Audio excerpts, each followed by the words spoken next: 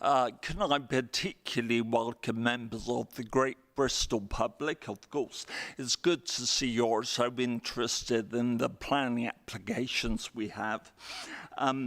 We've got the AGM, but the issues will be dealt with in quite a short order, so we'll move on to your substantive items of interest soon. Could I mention we have 3 brief housekeeping rules. Firstly, if you've got a mobile, please switch it off or on silent. Secondly, if at any time you need to use the lavatories, they're either side of the entrance. Thirdly, no fire alarm is planned, so if it goes off, it will be the real thing. So we leave by the entrance, we go to down the ramp on the right, and we assemble by the Piazza of Bristol Cathedral. Can I thirdly just mention, originally the agenda was published with 3 planning applications on the agenda. At the applicant's request, the third one, the St. Christopher's School, has been deferred or postponed. So if you're here for that, that won't be heard today. But we'll bring that to committee ASAP. Right, if I can move on. Item 2 is confirmation of chairman. Full council approved me, Councillor Eddy, as chairman. Item 3 is confirmation of vice chair. Councillor Hume was confirmed by full council as that.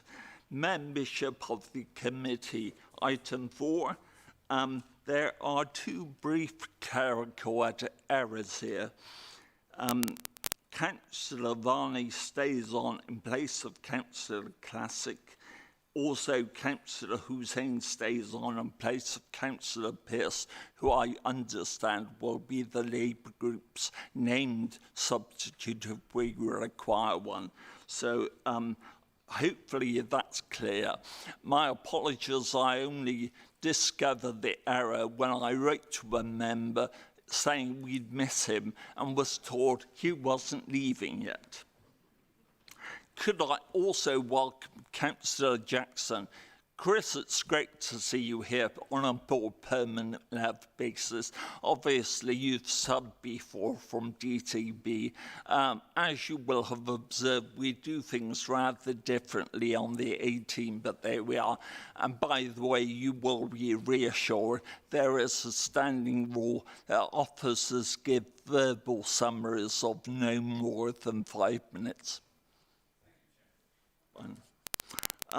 Item 5, can I formally move the adoption of the terms of reference? These are no different than before. Can I have a seconder, please? Thank you, Chris. Item 6, dates of future meetings. Jeremy. Yes, the committee's asked to approve proposed dates for the remainder of the municipal year.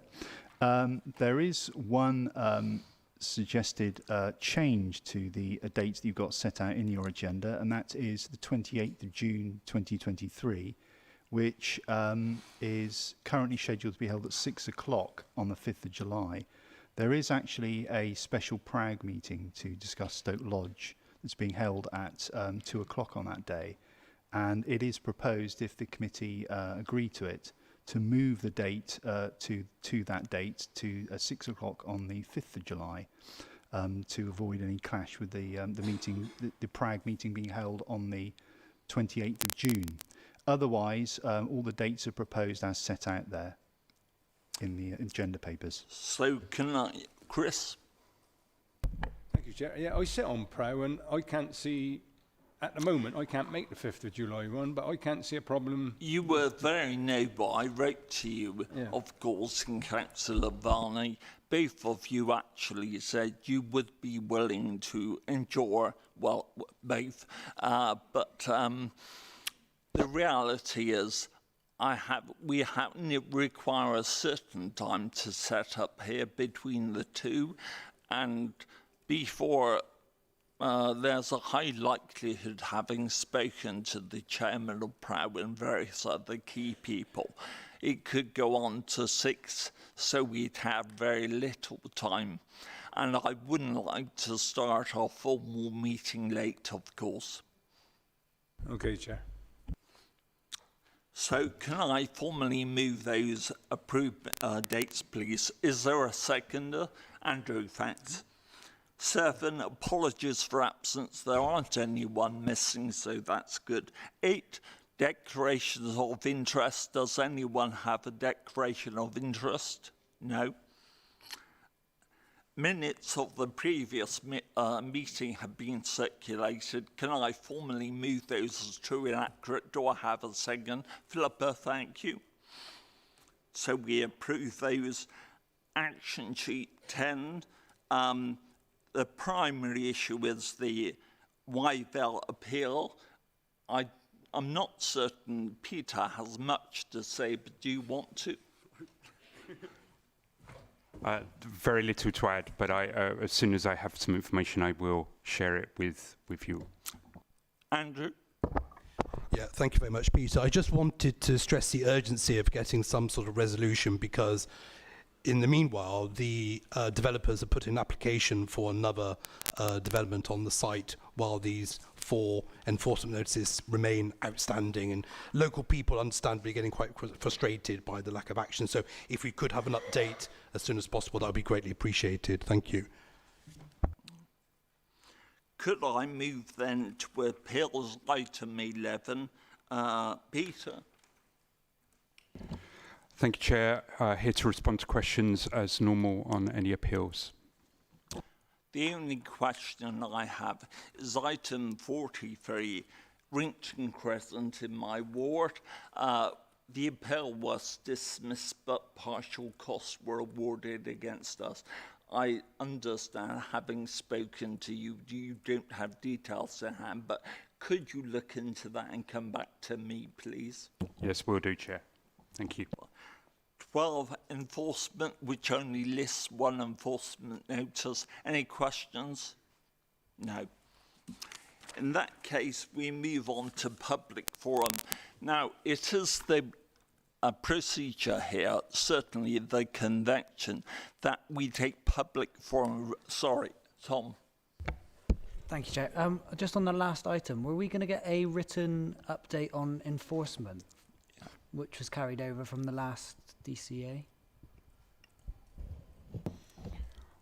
I will take that away. I was unaware of that, Councillor, but I will take that away and action that.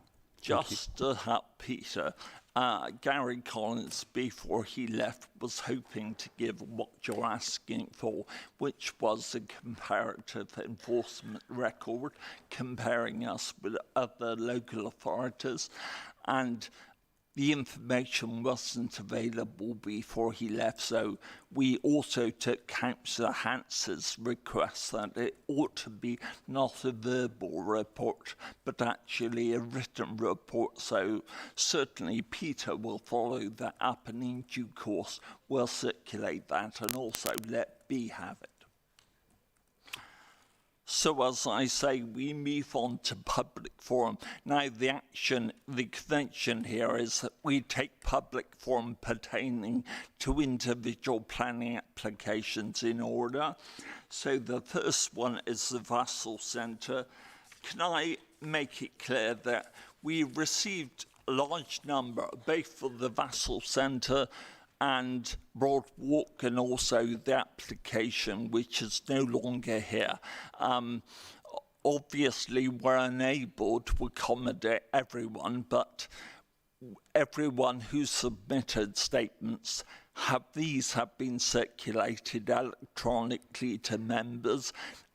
30 people, 10 for the Vassal Center and 20 for Broadwalk have been permitted to speak, summarise their written report, so that's how we will take. So the first one is David, and this is a question about the Vassal Center. I believe you had a response. Do you have a supplementary to your question 1 or 2? Yes, I do. David Redwell, trustee of Bristol Disability Equalities Forum, and that's why we're so concerned. So what progress, I suppose, is being made on a 106 agreement or an agreement on providing a public bus service to a a centre which is going to be used as a conference centre and to which disabled people have a right of access, and what discussions are taking place with the Transport Authority, which is the Mayor of the West of England, of course, no longer Bristol City Council.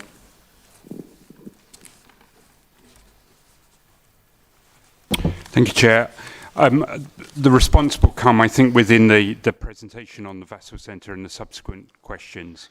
But in the first instance, work on the Section 106 will begin in the event that members are minded to approve the application. You have the broad headlines of what will go into the 106 within the papers, but the actual detail will be worked out in the event that members are minded to approve this application. My second supplementary then is, as the adjacent planning authority of South Gloucestershire Council, literally a few minutes, if that, from the road, what discussions are taking place with South Gloucestershire County Council on both a green travel plan and on access to this site, bearing in mind that the authority literally is round the corner. So that's the other thing I think we'd like to know. Okay, disabled angle from people who don't have access to cars, who need to be able to get to that centre from both, the centre is used by both residents of South Gloucestershire County Council and Bristol City and County. So I'd just like to know what discussions may be happening there. Thank you, Chair. In response, we will consult with our colleagues at South Gloucestershire Council in the negotiation and work on the Section 106, so we ensure that they'll be informed and can comment as officers. Thank you, Chair. As you're aware, actually, it's not a dialogue, David, so, but clearly we take this away and pursue that, of course, which was what Mr. Westbury said.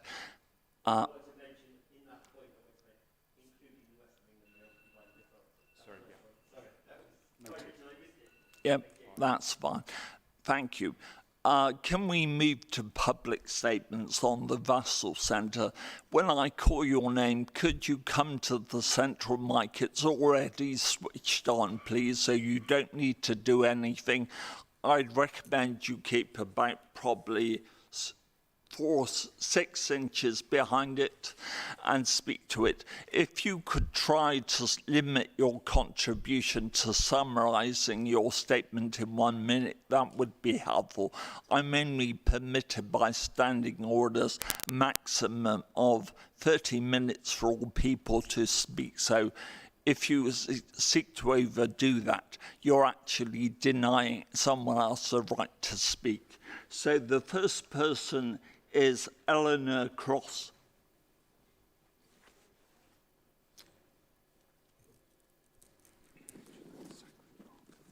Yeah. Okay, so the Vassal Center is a low-impact building nestled in a quiet residential area of 2-storey houses. The new development would place conjoined 3-storey blocks, 10 and 12 meters tall, around the perimeter of the site. The office block would tower over all of its immediate neighbours in the north, and we will be facing 12-metre-high walls, large office windows and service entrances. The main car park would be right next to our fences. In my opinion, this proposal constitutes an overbearing overdevelopment completely out of character with its surroundings, which would be harmful to the visual amenity of the neighbouring homes. I believe that the proposed development contravenes policies DM26 and BCS21, like the recently refused telecoms mast applications outside the Vassal Center. I also believe that developing the whole site in 2-storey buildings and with a different layout would be kinder to both the visual amenity and the mental health of all the local residents, present and future. Thank you. Thank you. And can I thank you, Eleanor, you actually kept within exactly your 1 minute. That certainly ought to be a lesson for local councillors here. The second person is Nina Gerard. Nina.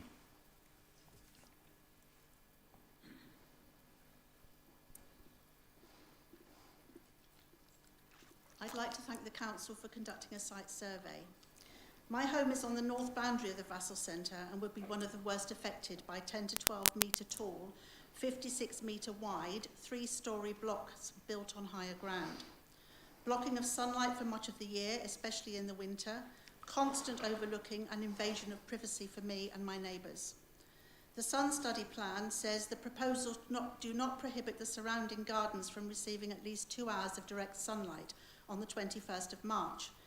My and my neighbours' homes have south-facing gardens and receive sunlight all day long. It contravenes policy BCS 21, which says consideration should be given to the privacy, outlook and natural lighting of existing neighbourhood. Dismissal by the developer of our major concerns, refusal to engage in meaningful conversation. Therefore, I respectfully request that this application be rejected. Thank you. Thank you. Lewis Dyer.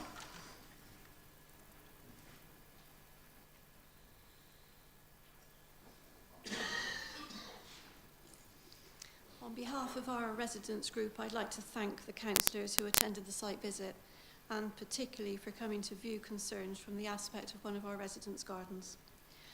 I would like to draw your attention to the gradient of the land, which is clearly visible to the naked eye at the site.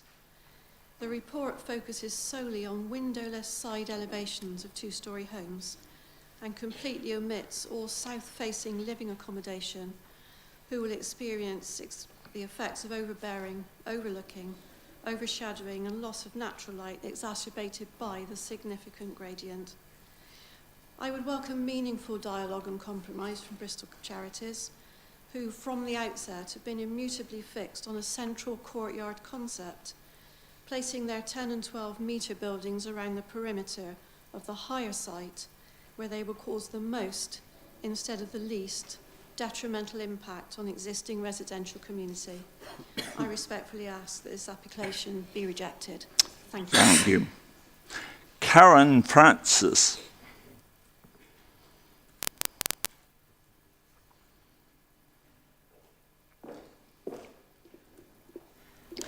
Hello, I have some Vassal's disturbance objections as follows.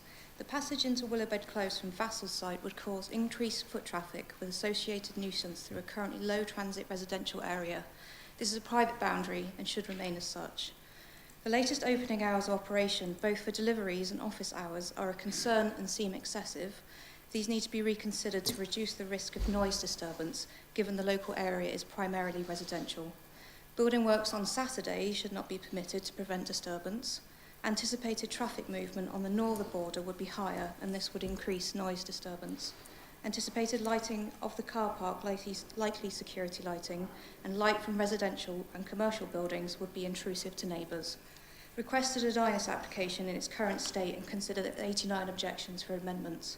Let's work together towards a new application to reduce the size to 2-storey, which is in keeping with the local area. This would increase safety due to fewer people, would grant more privacy and less disturbance for residents. Thank you. Thank you. Mike Curtis. Now, Mike's going to do one statement on behalf of Mary Cross, then another on behalf of himself. So do you want to stand at the mic and do both? Thank you. First one's to do with car parking. So I consider the proposed parking provision inadequate for 3 reasons. 1, an unrepresentative survey. An unusually quiet day was chosen for the survey to justify the size of the car park. We have plenty of evidence that a more realistic usage is 2 or 3 times the figure selected for the office block.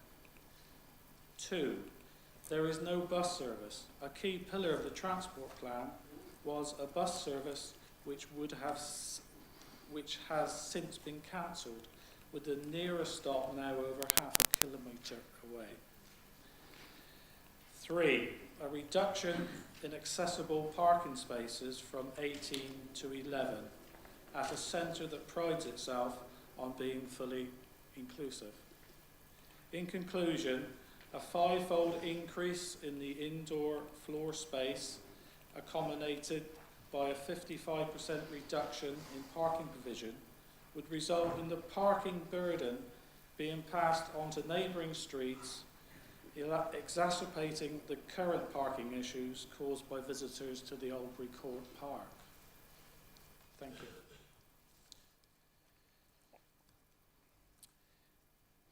Building regulations and secure by design both require residential homes to have windows and doors that meet PAS 24 security standard, which should mean any prefabricated units used comply with PAS 24. However, if this is classed as a commercial building, then different standards apply. As a retired police officer, I have seen firsthand the devastating effects of crime on elderly people. It really can be a life or death experience. Bristol City Council's Affordable Housing Practice Note of April 2018 states the applicant should achieve secure by design certification wherever possible. Thank you. Thanks. David Redgewell. David? Oh. I suspect this is a new device of the mayor to actually try to keep dissent to the minimum.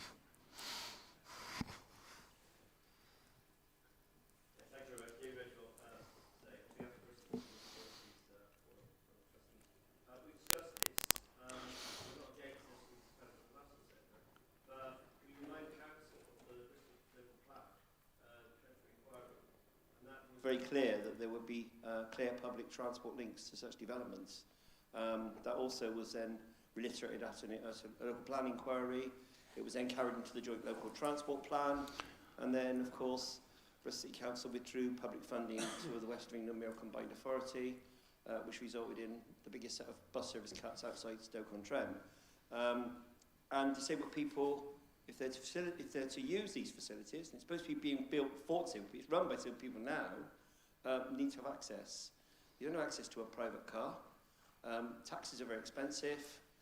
And if there's to be a conference there, and I've used many unbooked conferences, both as a trustee of South Gloucester Council, because I'm on that as well, and Bristol, we bring a lot of people in by the public transport network, which has been effectively shut down. So what we're saying is that before this is given any form of planning permission, the transport elements of a green travel plan and transportation needs to be sorted out. And that needs a clear conversation between this council and the new Transport Authority and the Mayor Dan Norris about letting these sort of things go forward, because we can't have a situation whereby the Transport Authority, which is not this body at all, it's just a highway authority, allows the Transport Authority to effectively remove the public bus services to any major development. And that undermines any work that Tom may be doing to provide affordable and social housing or disabled housing if you can't get access. So I would ask the issue, if you can't sort this out, it should be refused, and that is the view of our board. We're not asking that lightly because we support this in principle, but without public transport, it doesn't work. Thank you. Thank you, David. In the original paperwork, Zachary Barker was incorrectly listed here. In fact, Zachary submitted a statement on behalf in respect of Broadwalk, so that should be taken there. And the last person I have to speak is Julian Mines. Julian?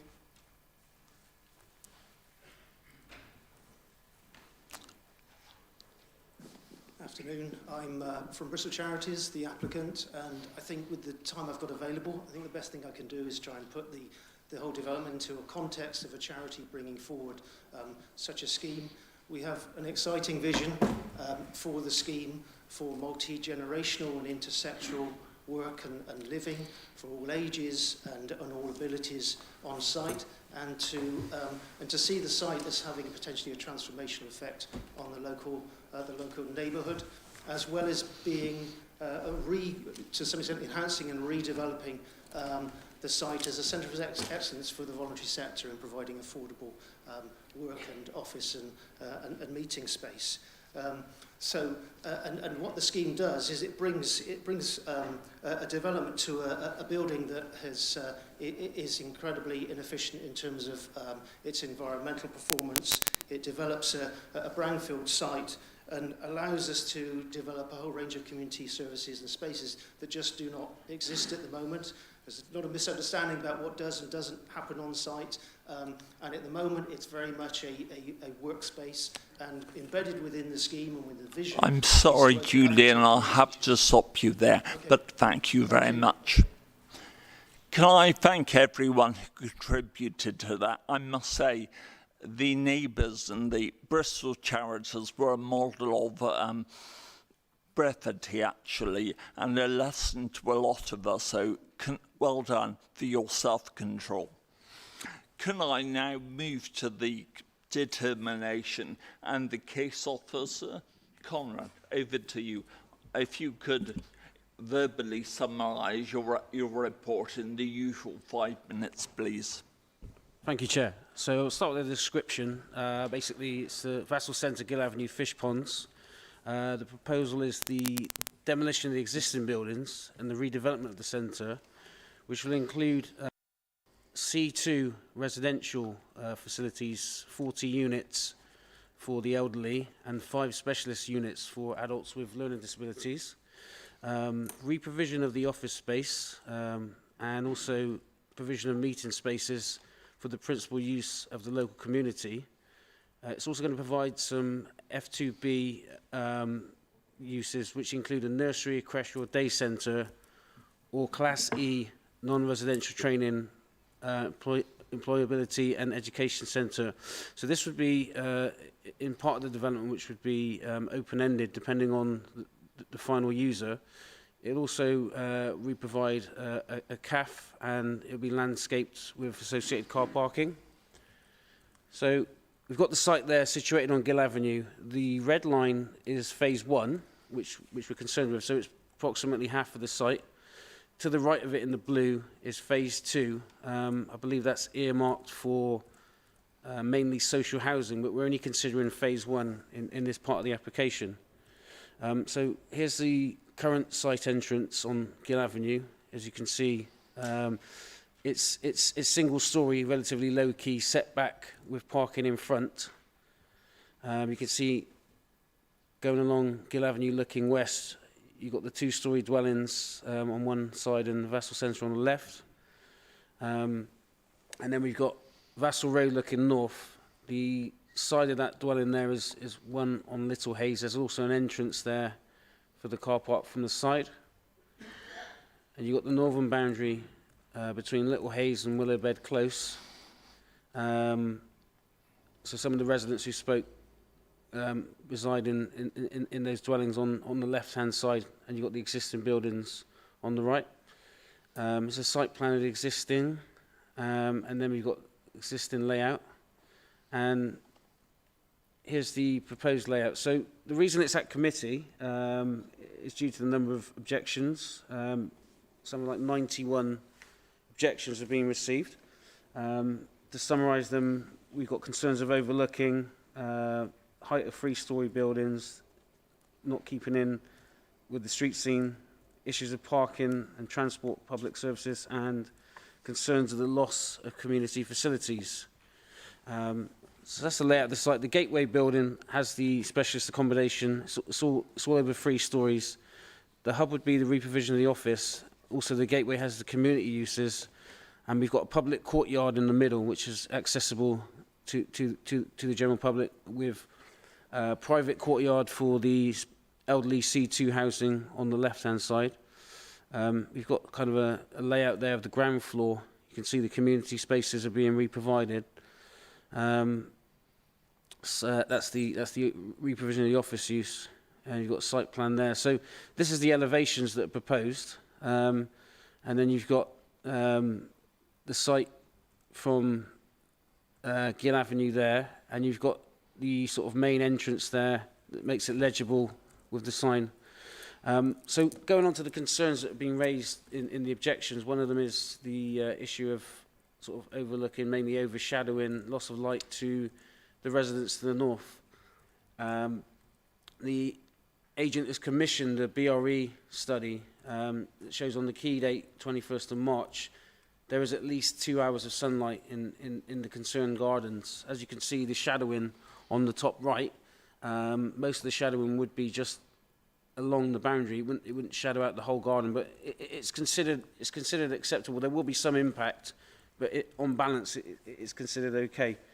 That's the end of that slide.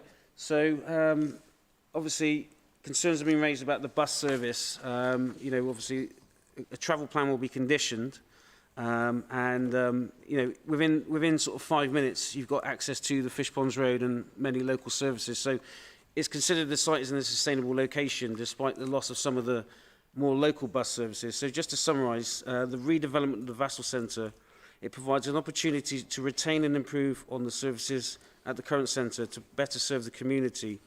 The proposal is considered to comply with policy DM5, as the local community facility can be fully reinstated as part of any redevelopment of the land and is therefore considered acceptable. The proposed design is considered in keeping and the proposal meets sustainability targets.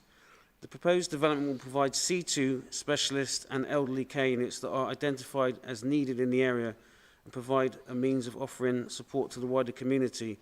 So it's considered that the proposal provides aspects of the proposal which far outweigh any negatives, and it is recommended that permission be granted to the proposed development in this case. The application is recommended for approval subject to conditions following the section 106 regarding highway contributions and fire hydrants. That's the end of the presentation. Thank you, Conrad. We now move to member questions. I've got two questions, more actually for transparency's sake. Bearing in mind we've had issues raised in the public forum. Firstly, clearly some neighbours are concerned about the effect of construction, traffic and disturbance on the residential nature of the area. Presumably you've got a construction management plan conditions, so that would actually limit and control that. Yeah, that's one of the conditions is a construction management plan, and it must adhere to that during the construction phase in order to limit any disruption. Fine. My second question, which again is more for transparency's sake, Mr. Redgewell raised his concerns about the Green Travel Plan not effectively looking at the global picture and the effect on South Gloucestershire services. Presumably the conditioned requirement there will actually allow us to explore that.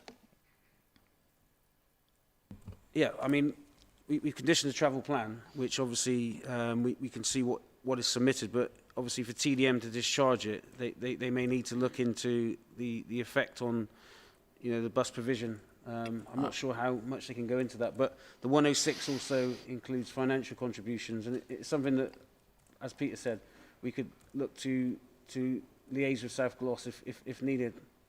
Fine. Peter? Just Mr. Ridgewell mentioned WECA as well. I was just adding. So we will consult South Gloss and WECA. Thank you. Right, other questions, Andrew? Thank you, Chairman. Yeah, thanks, Conrad. Just a couple of percentages, if you've got them. So I'd like to know the biodiversity net gain percentage and also the carbon reduction percentage. I couldn't see them in the report, sorry.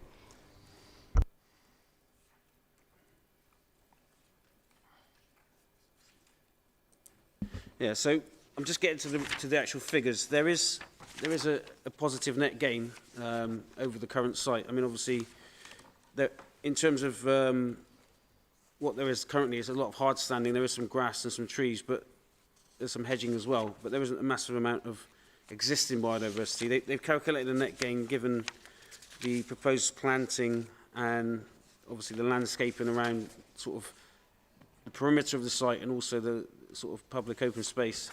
But yeah, they've given a figure that there's certainly a net gain following that. So I haven't got that to hand, but it's definitely, you know, given it's an improvement, that's considered acceptable. I do recall though I can't remember the actual figure provided. We had last Tuesday a site visit, of course, then members attending a briefing by Bristol Charities and had the chance to ask questions, and I think you raised an issue similar. And certainly the architect or one of the team did respond to that positively. Yeah, in fact, it got lost in the Zoom call. I did recall a figure being mentioned, but I couldn't quite hear it, unfortunately. Yeah. Also, I did want to know about the carbon reduction as well.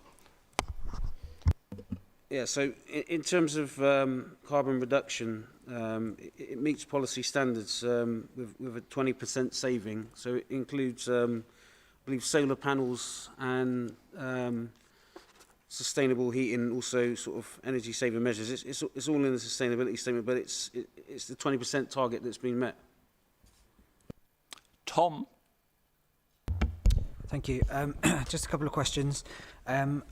The sunlight survey that was done, in the image you showed, it sort of demonstrated that any impact will be confined to the boundary of those properties just to the north.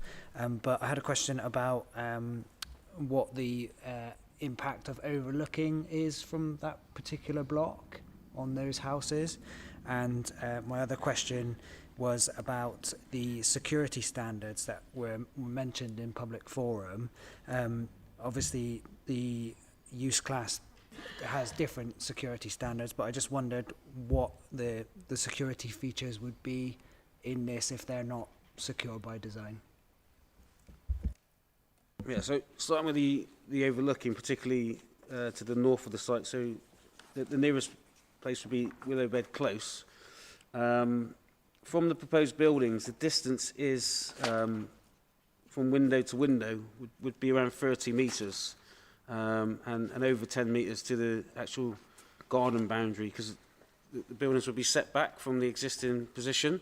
That's considered generally acceptable in terms of impact on privacy.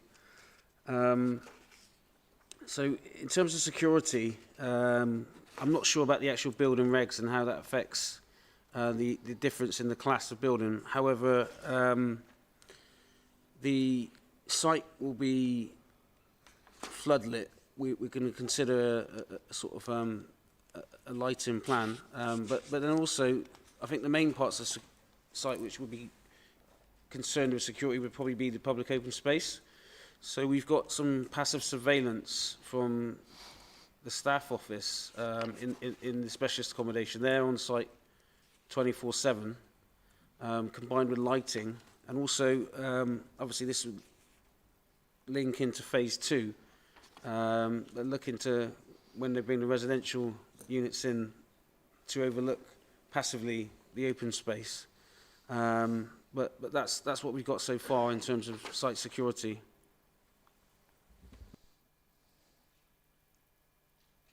Fee. The issue of disabled parking spaces was raised. Can you just refresh my memory? What's the current disabled parking space facility number and what is the proposed one? And also, sunlight is clearly an issue for a lot of the local residents, as is visual amenity. Now, visual amenity can mean a lot of things to a lot of people. Can you point us in the direction of your thinking around the visual amenity impact of this development on local neighbours? Thank you.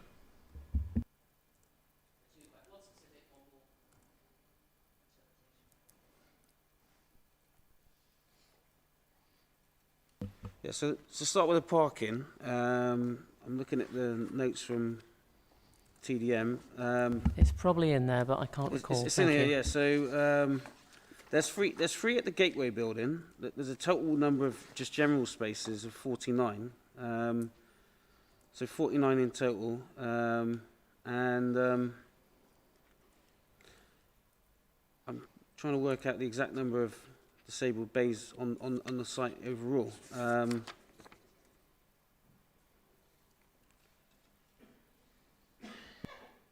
If it helps, Chair, if reference to condition 33, the recommended condition 33 about a car park management plan as well. So there's just to underline that management, if that helps. I think my question was more generally, is there an increase or a decrease in disabled parking spaces by dint of this proposal?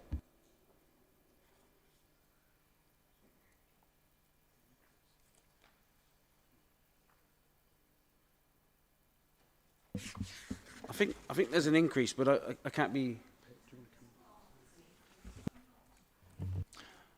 Could I remind the public forum this is a closed session, so please listen, but allow officers and members to speak. Peter. Oh, In respect to disabled parking, we do when we do the detail design, we examine in more detail the location of those on the space. Mainly we like to have them closest to the door they're going to be using, and we could take more of the overall parking to prioritise Blue Badge, but it normally works out as roughly about 10% is of the parking would be set aside for disability, but it's easier for us, the sums are more clear when it's fully residential.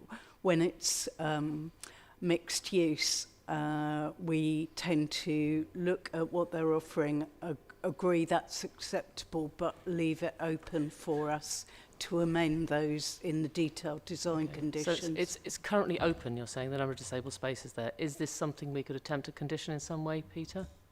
It just seems, I'm almost getting into discussion here, but it is a question whether it be something that would be, if we could condition an increase rather than a decrease in the number of disabled parking spaces. Is that something that is feasible, or does it have to be left in the air? It's within the actual condition itself. The actual arrangements, all of them, would be for us to agree with them. So we would discuss it with the end users, stakeholders of the thing, to find out what their needs were, and then we'd encourage it to be done.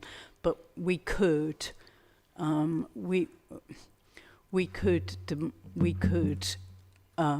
increase the amount of Blue Badge at that stage without having to change. It would be, sometimes we say that the use of those bays will be decided at detailed design, you know, the bays as a whole, but that gives us that. But our priority is always Blue Badge. For when we've got limited parking, the priority is that. So I do believe that the current condition wording allows us that flexibility. I don't think it needs given you the legal one of the residents said it was going from 18 to 11. Think realistically, what she's saying to me is clearly it's for members in debate to raise our and if it's minuted, then actually officers will go away and do that. Philippa. Thank you. I noticed in some of the public forum statements people were talking about lighting and light pollution, particularly the houses to the north. Is that something else that we could condition to make sure the lighting was somehow sort of met the security needs whilst not being a nuisance and keeping people awake all night? Yeah, so there's a lighting plan that's been conditioned, and within that there'll be a sort of, you know, when we assess that, there'll be a limit to the sort of amount of luminance and lux that those lights emit. So it would consider the sort of impact of that light spill on surrounding properties, as well as obviously illuminating the site sufficiently. So it's part of the consideration of that lighting plan. Ed. Thank you, Chair. Before I go, I think there was something else that Fee had asked which wasn't addressed. That's the visual amenity issue. How have you addressed that? Because one man's visual amenity is another, you know, it's very, very subjective, but I just wondered if you could just briefly run us through your thoughts on that. Thank you. Yeah, so effectively, if you look at this plan here, you've got sort of the scale, 3-storey scales, flat roof. However, looking along Gill Avenue, it's not too dissimilar to the overall height of the existing dwellings, given that it's flat roof. And obviously, in terms of the impact visually on those neighbours to the north, it's set some distance away from the boundary compared to the existing, because we've got the parking on that north side. Obviously, to the other sides of the site, Gill Avenue, it's set away across the road, so it would be brought closer to the boundary, but it would be considered kind of acceptable given the separation by the road. So visually, it's also landscaped around the boundary. It will soften the visual impact of the built form.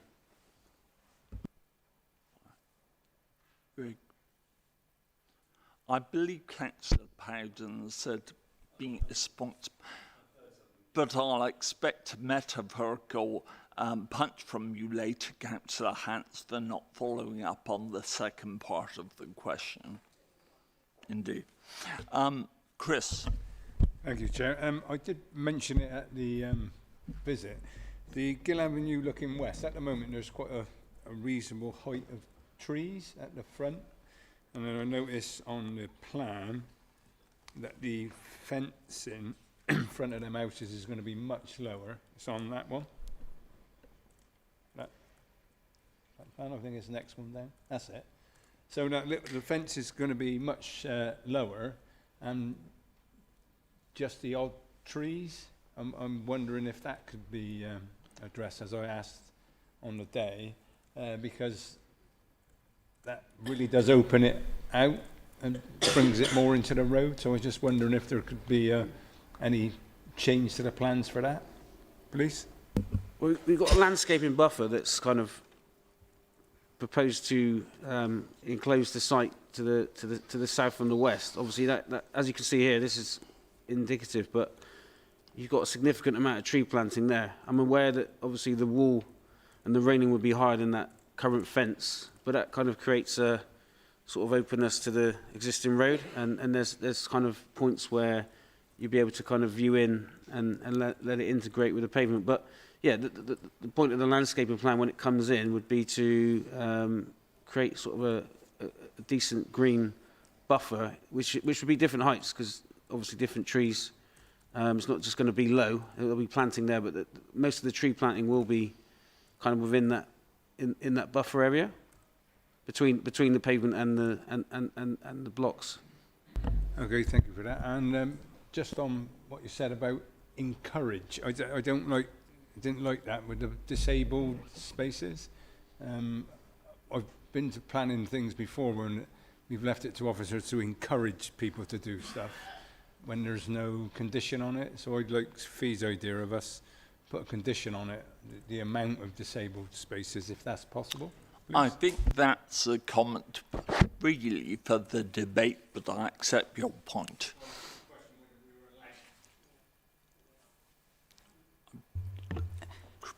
There is a condition for the layout of the car park. That's a standard condition that we put on. And within that, we are within our rights, especially if you mean it that it was of concern, that when those come in, we will make the point that you asked us to extend the amount of disabled bays. That's within the allowance of the existing condition. So that's why I've done it. So I don't like to kind of reinvent the wheel when we do that. Yeah. But I think the suggestion was that you make it in the comments when you do your, so that you say that it's important that we do that. Then that's an instruction to me and my team to make sure we do that. Okay, thank you. That's it, Chair. Are there any other questions? No? In which case we'll move to the debate, if that's okay. I think the Vassal Center should have actually, and hopefully does have, a key role at the heart of Bristolians' lives since it was converted from its World War III to use. I have to say, I personally have quite a soft space, in my heart for the Vassal Center, assuming Tory councillors can have a heart, that is, because following my serious illness, I had to go there to actually be reassessed where I was safe for driving. Obviously, they did, which, as authors say, is a reflection of their good work. But any deficiencies relate to my own driving, of course. But seriously, the contribution it's made to a wide range of community uses is immense. Having said that, everybody has to accept we're talking of an adapted 1940s building, which isn't environmentally or even particularly friendly. I mean, for example, quite a few of the accesses and the egresses have been adapted, so you have now steps or so, ways in, but they're not really modern as far as disabled access. That's just one example. So in my view, Bristol Charities should be congratulated for coming forward with an imaginative scheme which will actually provide the community uses for the charities and not-for-profit organisations there, and because they're phasing the scheme, no one will be evicted. They can carry on and be relocated in due course and provide social affordable housing, which will actually address housing needs for the lower income groups in the city. So that's got to be positive. So overall, I believe the aspirations of the scheme are very positive. Needless to say, as we've heard from the neighbours, there are genuine concerns, and in my view, both the request for a site visit granted and the discussions we had with Bristol Charities were constructive and very helpful. It aided our knowledge, which is the purpose, of course, of those things. It does seem to me the points which have been made by Councillor Jackson and Councillor Hance about the need to actually ensure disabled provision parking is properly protected, needs to actually be followed up in the offices, in the conditions, and I don't suspect anyone will disagree with that. There are other things relating to Mr. Ritwell's comments about the travel plan and the need to have joined up thinking, and I would expect that to be the order of the day and to actually follow that through with officers. Keyly, any development of this sort in a residential area needs to have an effective construction management plan which will control and limit any disturbance and noise, etc. I expect to see that that's conditioned. I suppose the real issue is in terms of the other impacts, negative claimed impacts on residential amenity like shadowing and closeness to neighbouring properties.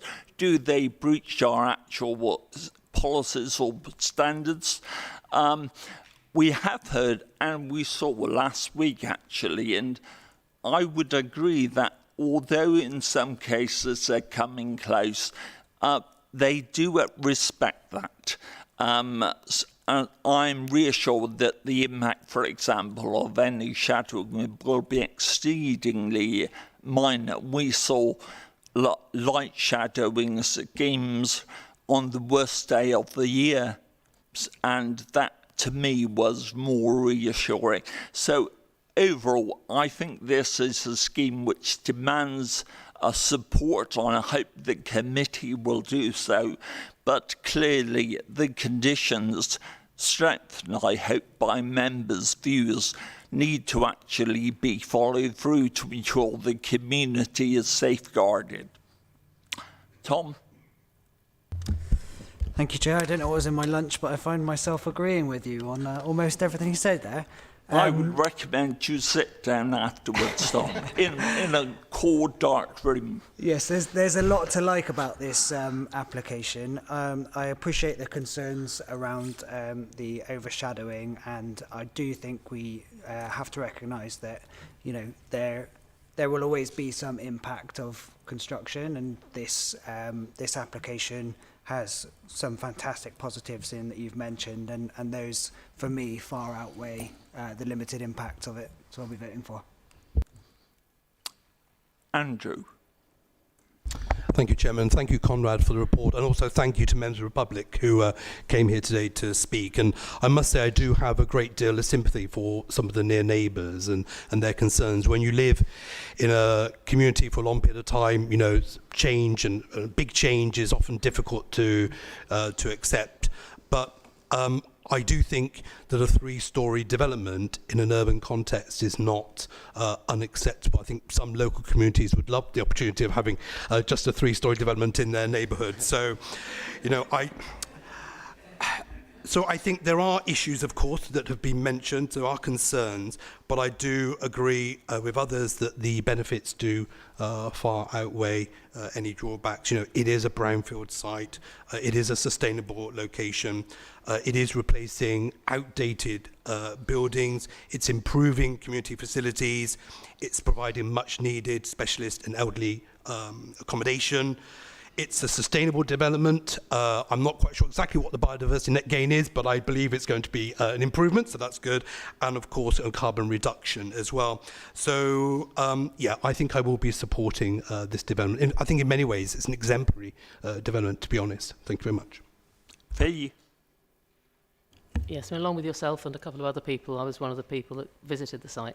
And I can entirely understand the neighbours' sense of shock because it will be a big difference to them. There'll be a very different site to what it is currently. However, much to my own surprise, I have to say I was quite reassured by the site visit. But so in terms of the lay of the land, literally the way it slopes down, I just thought, right, that's not too bad. It is a shock for people, obviously, but I think it's acceptable and I'll be supporting it myself. Thank you. Ed? I'd like to thank the residents who came here today, and we've heard what you have to say. And I'd like to apologise for not being able to make the site visit. Was not available. I think what we need to do is sum up on the transport plan. We've got parking issues, so we'll be wanting to make sure that there's an assessment of the required amount of parking, because this is a mixed-use development. I also am a bit worried about the transport plan, because I think we would need to look into what we can condition and try and push it to the maximum, because a lot of the time our transport plan involves things like giving people bus taster tickets. But if there is no bus service anywhere near, then I'd like to think that we might open the door to a Section 106 to support a bus service, which hopefully will become more successful as the area densifies, and also because there's parking controls in the nearby park. I think it would be worth also revisiting the parking assessment, because I've seen a lot of photographs from local people, which does imply to me that there is a lot of parking on the street, and maybe that the parking assessment was done on one particularly low parking day. So I think we may also need to think about whether or not not just conditioning that any future RPZ they won't get permits, but actually looking at possibly supporting an RPS. At the end of the day, I'm not going to echo everything else that everyone says, because I agree there are no easy decisions here. We've heard some very upset people about the change that's going to happen, but on balance, I'm going to support this application. Thank you, Ed. And I do think you do yourself a disservice. Both yourself and Councillor Gita weren't able to make the member site visit, but my understanding is you both attended your own separate site visits. So, Chris. Thank you, Chair. Yeah, I think it's a much needed improvement in the area, and the site visit was really important, because I had issues with the light, but when we went round to the rear of the building, where most of the shadowing will be, it was helpful to see that the building line had actually been moved backwards away from the housing, limiting the shadowing, which was, and like you say, on the day, there was some sunlight there, so we could see that. As we've mentioned within the questions, I'm concerned with the parking, and also the transport plan. And if some, as Ed said, with the 106 can be done to improve that, that would be, I think, greatly appreciated by residents all around. I was at the briefing, and I can't remember. I think he said it was 100% biodiversity upgrade, so I'm pleased with that, and obviously the carbon footprint will be much improved. So I think it's quite a good development, and I do take on board everything the residents have said, and there will be some disruption with the building of it, and there will be some people that won't be happy at the end of it, but overall, on balance, I think it's a really good development, and I will be supporting it, Chair. Thank you, Chris. Do any other members wish to speak? No. In that case, can I formally move the approval of this application subject to conditions and hope, and one don't hope, I expect the minuted concerns of members to be followed up by officers. Do I have a second? Andrew, thank you. With that, can I do the normal name vote? I shall vote for. John? For. Andrew? For. Tom? For. Ed? For. Fee? For. Farah? For. Philippa? For. Chris? For. So that's unanimously passed subject to conditions, of course. Can I thank members? If you wish to depart, please try to do so as quietly as possible so we can start the new session about Broadwalk in a moment. And can I just disappear for 5 minutes? Thank you. 5 minutes. Thank you.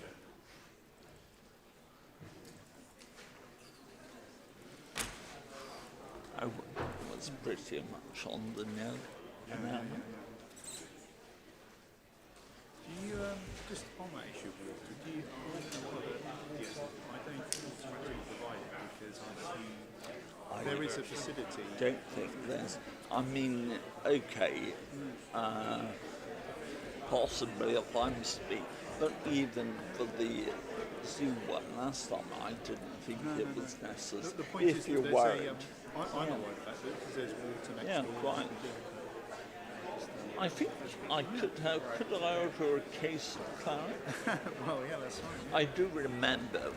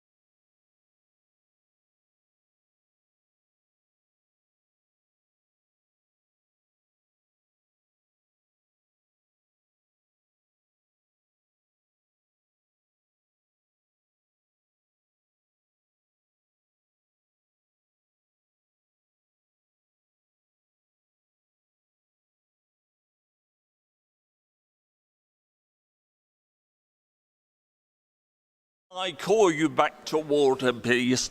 Your chairman seems to be getting dangerously liberal. Instead of using natural bladder control to ensure meetings are run efficiently, I seem to have allowed people to adjourn for an inordinate amount of time. So I'll make sure that does enter into my chairmanship later. Can we move to public forum for Broadwalk, which clearly is the most contentious issue today?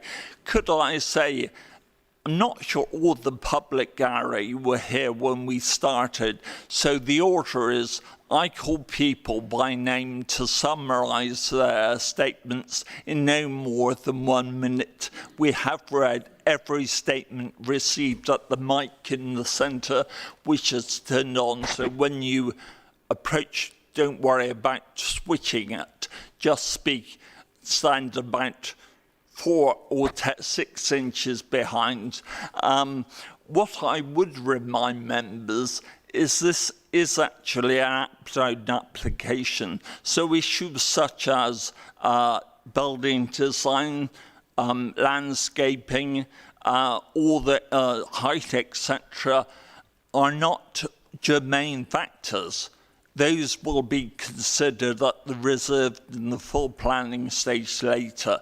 So it would be helpful if you could really focus your comments on the material planning conditions for us today. With that, can I start the ball rolling? Call Mr. Gerald Jones, please.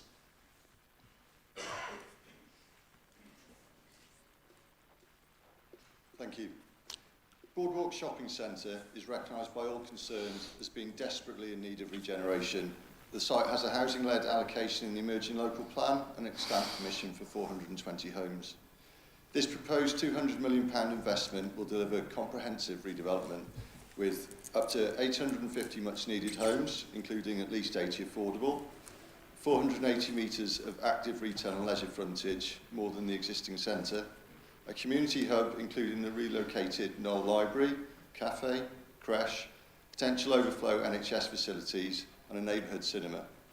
New public realm to link Wells Road and Redcatch Park, energy provided by air source heat pumps and photovoltaics, a 1,300% biodiversity net gain, 1,280 cycle spaces and an EV charging hub, approximately 4 million SIL payment and funding for a residence parking zone. In short, the new scheme will serve the community better, addressing local needs. Thank you. Thank you. Simon Coles. Thank you. I am Simon Coles. I'm the architect who designed the consented scheme, and I have designed this scheme. This application should be considered as a positive evolution of the consent as follows. 1. An improved pedestrian connection between Wells Road through to Redcatch Park that gives back an acre of the site as high-quality public realm for the community. 2. A new high street with more active shop fronts and community uses than the existing outdated building. 3. A wider range of much-needed new homes that relate well to the large open space of Redcatch Park and the surrounding lower-density city housing. 4. Buildings that are arranged to significantly reduce energy use. 5. Building heights that are an average of less than 8 stories and within the maximum height established by the consent. And 6. A scheme that has less built form than the consent and provides a variety of attractive urban spaces and enhanced livability in line with Bristol City Council's Urban Living SPD. Thank you. Thank you. David Littler. Hello, I am David Littler from Arup Engineers here in Bristol, and I will briefly talk about sustainability. Firstly, I just wanted to say well done and thank you for being the first local authority to declare a climate emergency back in 2018 and for developing the One City Climate Strategy, which was co-authored by my colleagues at Arup Bristol. This project represents the perfect opportunity to deliver that strategy. A few brief examples. There will be no fossil fuel use. All gas supplies from the existing Broadwalk Centre will be removed. The buildings will be all electric using heat pump technology, which means they can be net zero carbon in operation. We expect the energy use and the fuel bills to be approximately 75% less than a typical new build home to help address fuel poverty. And finally, we've designed the buildings so that they are ready to be connected to the City Leap heat network when it reaches the site, so the buildings are future-proofed. Thank you. Phoebe Dennis.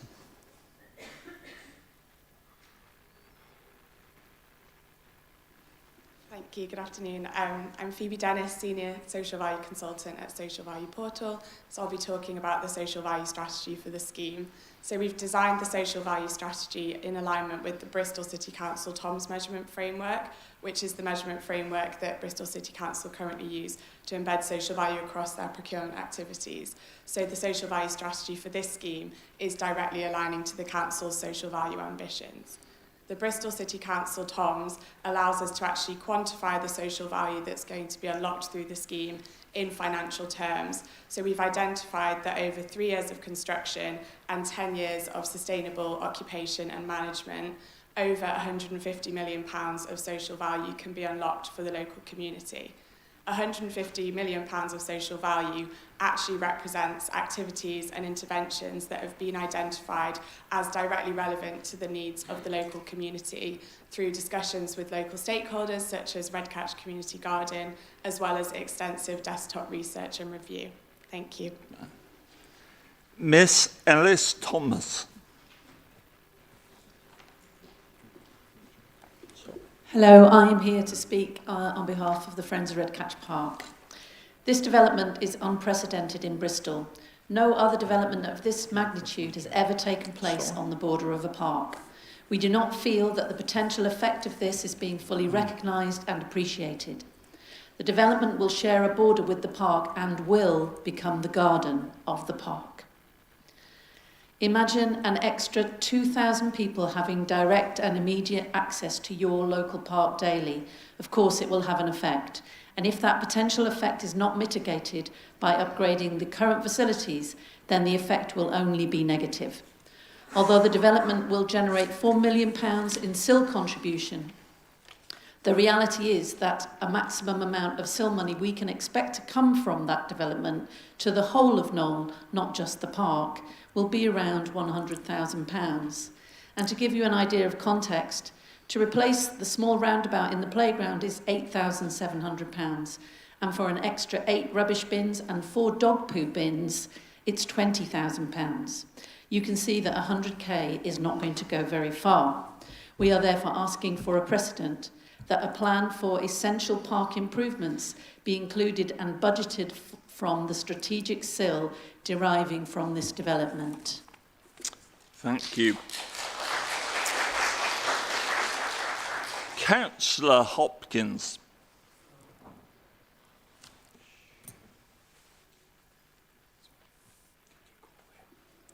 Thank you, Chair.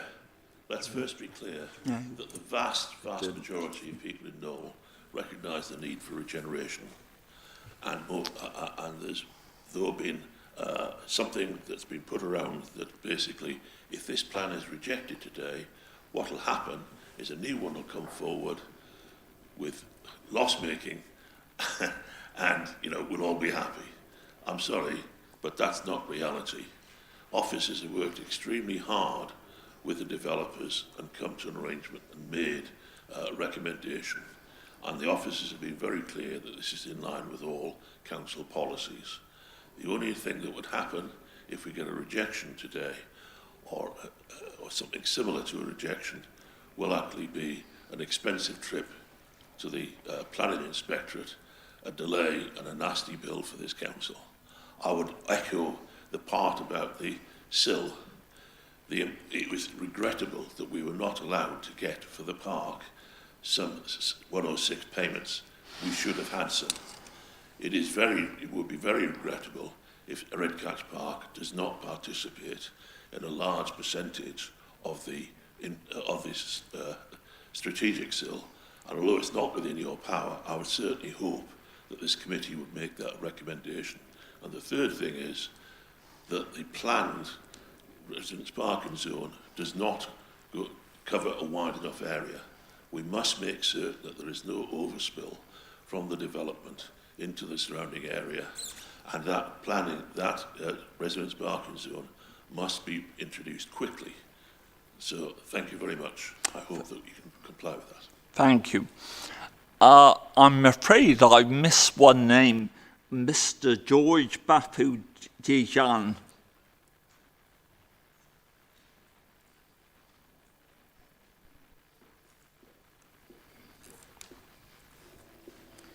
Thank you. Good afternoon, everyone. My name is George Bafu-Dijan, and I work for Galliard Homes. Over the past decade, Galliard has invested significantly in Bristol, delivering award-winning schemes such as Brandon Yard and Brooks Dye Works. Galliard will continue to focus on placemaking and delivering high-quality housing at scale. Our commitment to doing so has brought us to Knoll, a regeneration opportunity that will deliver a significant number of community benefits, as mentioned by other members of the team. To deliver a scheme which achieves that level of benefits comes with heightened costs, and so it has been necessary to agree viability with your professional officers to establish what percentage of affordable housing can be achieved as part of the wider scheme. The figure arrived at is 9.8%, beyond which the new town centre for Knoll will not be brought forward. Should market conditions improve between now and delivery, there are 2 review mechanisms to increase the percentage of affordable housing that can be delivered. We look forward to continuing our work to deliver this landmark project. Thank you. R. L. Smith.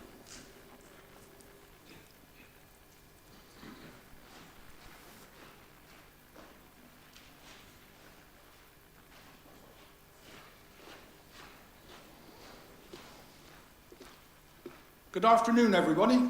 I'm here as a mourner for the historic city of Bristol, which has been architecturally cremated by the planners' Lego eyes in the Bristol I can recall from my youth. The horrendous images of the Red Cat's Quarter lead me to believe planners played with too much Lego as children.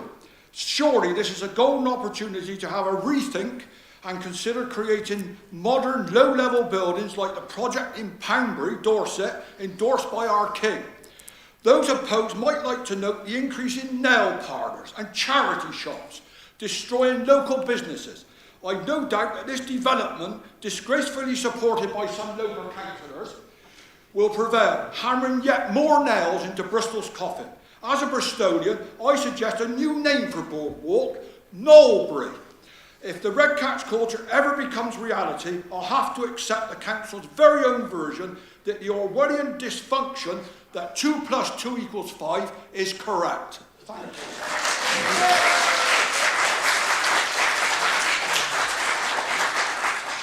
Can I remind people respectfully, whilst obviously it's great you're here and you obviously have strong views either for or against, excessive clapping also, like last month when we had the Bristol Zoo Garden schemes, means there will be less time for some speakers. So if I could urge you just to actually keep your enthusiasm under control. Will Appleby.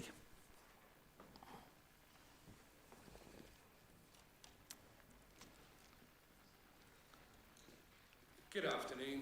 My name's Will Appleby. I ran the butcher shop in Knoll over the road from Broadwalk for 10 years and then 13 years inside. I recently closed because of footfall. The footfall in the centre is dilapidated. If we go back 50 years, the centre was the envy of the country. But since then, things have popped up all around it and taken from the centre all the footfall used to generate income. And it's got to a point where I couldn't make ends meet in last summer. 6 weeks I went without being paid. I can't do that this year. And with B&M putting their hands up saying, we're closing, I had no option but to say that I'm terribly sorry, I've got to go as well. You know, it's such a shame because, you know, the centre has provided for the community and the community has done so much for me. I think the proposal is exciting. I also think it's going to be messy in the interim, a lot of dust, a lot of noise, etc. And I own a property just over the road from the centre. So I do understand that, but I think the end result is something which Knoll actually is going to deserve. So at the moment, it's old, it's tired, let's get something new. Thank you. Mark Blackhall. Mark? No. In that case, we have a representative for Mr. Richard Davis. No. Alex Oliver. Thank you. The proposal is imposing on the existing neighbourhood and would be detrimental to the well-being of local residents. For several of my neighbours on Redcatch Road, up to almost 80% of their windows will fail the VSC test minimums, and nearly 50% fail the daylight distribution test. The proposal is hyperdense. A density of 428 dph is 300% more than council policy figures. The reduction of parking provision by 25% whilst increasing resident numbers by up to 2,000 is wholly unsustainable. The proposal includes a meagre 7% affordable housing, greatly below the minimum policy expectation of 30%. This will only exacerbate present local cost of living, housing and societal challenges. Existing council policies BCS 21 and DM 29 require development to safeguard amenities of existing developments and ensure appropriate levels of outlook. Existing homes like mine and those of my neighbours should be protected, and this proposal simply does not do this. As such, I implore the committee to reject this proposal. Tony Rowlands. Tony Rowlands? Oh.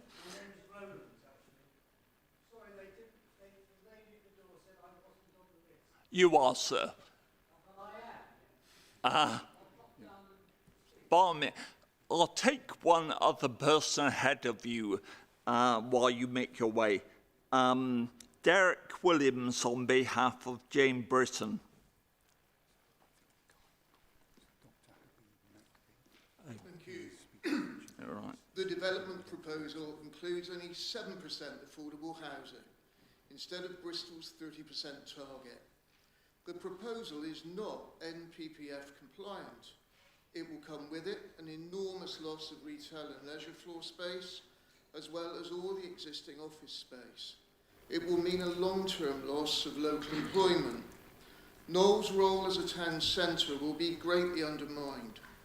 All the current shopping facilities in the Broadwalk will be completely removed during the rebuilding, and only market conditions will in the end determine whether they ever return. The residential development is 3.5 times as dense as Bristol's SPD suggests it should be. The 10 and 12-storey blocks are overwhelming and take light from local streets. The planned parking is completely inadequate. I do not accept the narrative that says there is no future for Broadwalk but this one. Thank you. Mr. Rowlands, are you down? I'm sorry about that. That's no problem. These proposals, Chair, are a cynical contempt of Bristol City Council's agreed policy on affordable homes and population density. The proposal for 800 dwellings mean, as Bristol has found to its cost, that the people buying them, the individuals or the companies buying them, will be people who are not going to live in them. And because there is an almost totally unregulated rental market, they can fill those flats with as many people as they like and rely on taxpayer funding of housing benefit to make up any shortfall. This will mean that the Knoll community will shoulder an unsustainable and unmanageable increase in its already compromised population in terms of public services, health provision, vehicle parking. To support this lady, the only published drawings we have of this estate show them breaching the frontier between the estate and Redcatch Park. Redcatch Park is a peerless community resource which has been regenerated superbly in the last few years. to destroy its integrity by breaching its boundary has had the majority of Knoll residents breathless with indignation. In conclusion, Chair, there is no doubt that our deciding councillors have a simple choice. They can either support the Knoll community or they can support distant and destructive profit. The choice is yours. Thank you, Chair.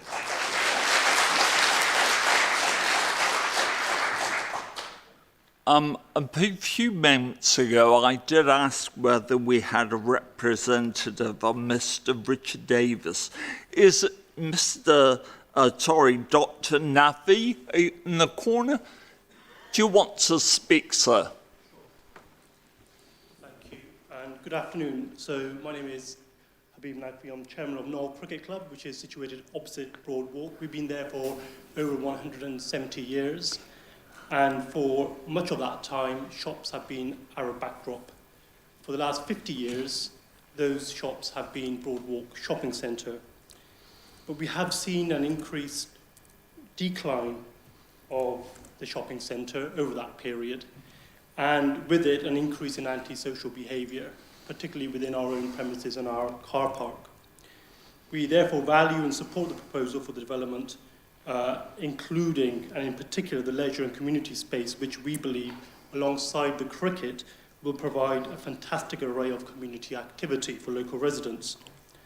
In conclusion, we believe that this is a once-in-a-generation opportunity to create a cohesive and sustainable environment, one that will increase local economy, one that will enable community cohesion and improve social mobility for this and future generations. Thank you. Thank you, Doctor. Right. Simon Birch. Simon?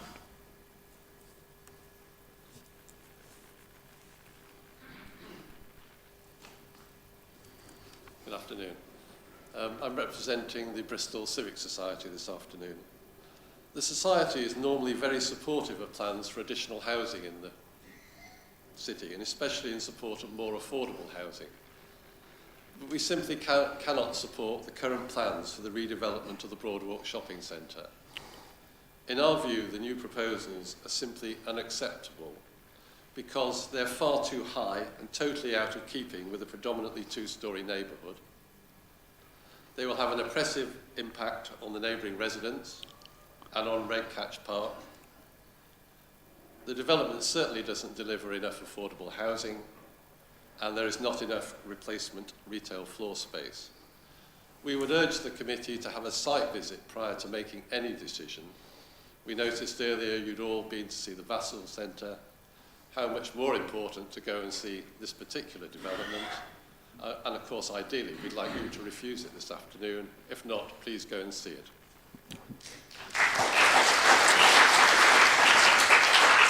Derek Williams, this time speaking on behalf of Diane Jenkins. Why is Knoll worth less consideration than Redland or Westbury Park? The Inspectorate on Appeal has refused planning permission for 5-storey homes opposite Redland Retirement Village, citing the skyline and the height, looming over 2 cottages. The Planning Department has recommended refusal for luxury care homes at Westbury Park, again citing out of scale and context, crowding and overbearing existing buildings, and failure to provide a high-quality living environment. The proposed development in Knoll is twice the height of these developments, deemed unsuitable by this criteria, not an average 8 stories, 10, 12 stories. Indeed, it's not only denser, but also fails to provide a high-quality living environment with a dearth of affordable housing. It's a 12-storey on an unignorable scale, an ongoing visual and social disaster planned right in the heart of Knoll. I repeat, if it's not good enough for one side of the city, then why is it good enough for the south? Please be consistent and fair and refuse this dreadful proposal. Louise Herbert. Louise Herbert.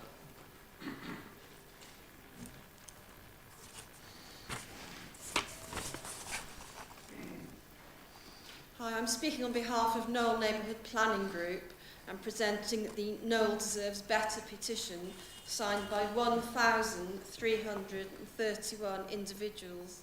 The petition objects to 12-storey blocks, bringing 2,000 plus new residents to Knoll. They will tower over Redcatch Park and the surrounding houses and be visible from all across the city. KNPG believes that Broadwalk needs development and investment, but not at this scale. The proposed density of 428 dph represents a gross overdevelopment. The proposal for affordable housing amounts to just 7%, mainly tiny one-person flats. We want Bristol City Council to look to their own urban living policy and reject this proposal. These plans would not be allowed in Clifton or Redland, as we saw last week. We are standing up for our community and saying that Knoll deserves better.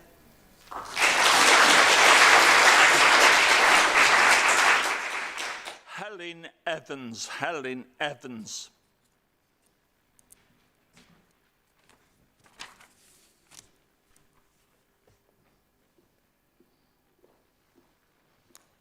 BCC's planning policy states 120 dph is the optimal level of density for an urban area such as Knoll. This development proposes a density 356% higher than BCC's own guidelines. The superdensity report, created by the 4 leading architectural practices in the UK, determined there should be an assumption against development above 350 dph. Schemes should be subject to much more rigorous impact testing. It's difficult for mixed communities to thrive above 350 dph, and 5 to 8 storey buildings can meet all of London's housing needs.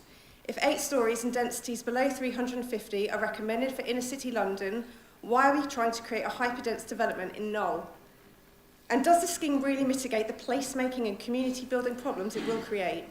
With hyperdensity comes a high volume of new residents. Even Councillor Renhard has publicly expressed concerns about how Knoll will cope with the additional 2,000 people. To quote BCC's own policy, we shall be judged for a year or two by the number of houses we build. We shall be judged in 10 years' time by the types of houses we build. 25% of the flats are single aspect, north facing, in order to squeeze in as many units as possible. How is that providing quality housing for the people of Knoll? Thank you. Adam Badley. Adam.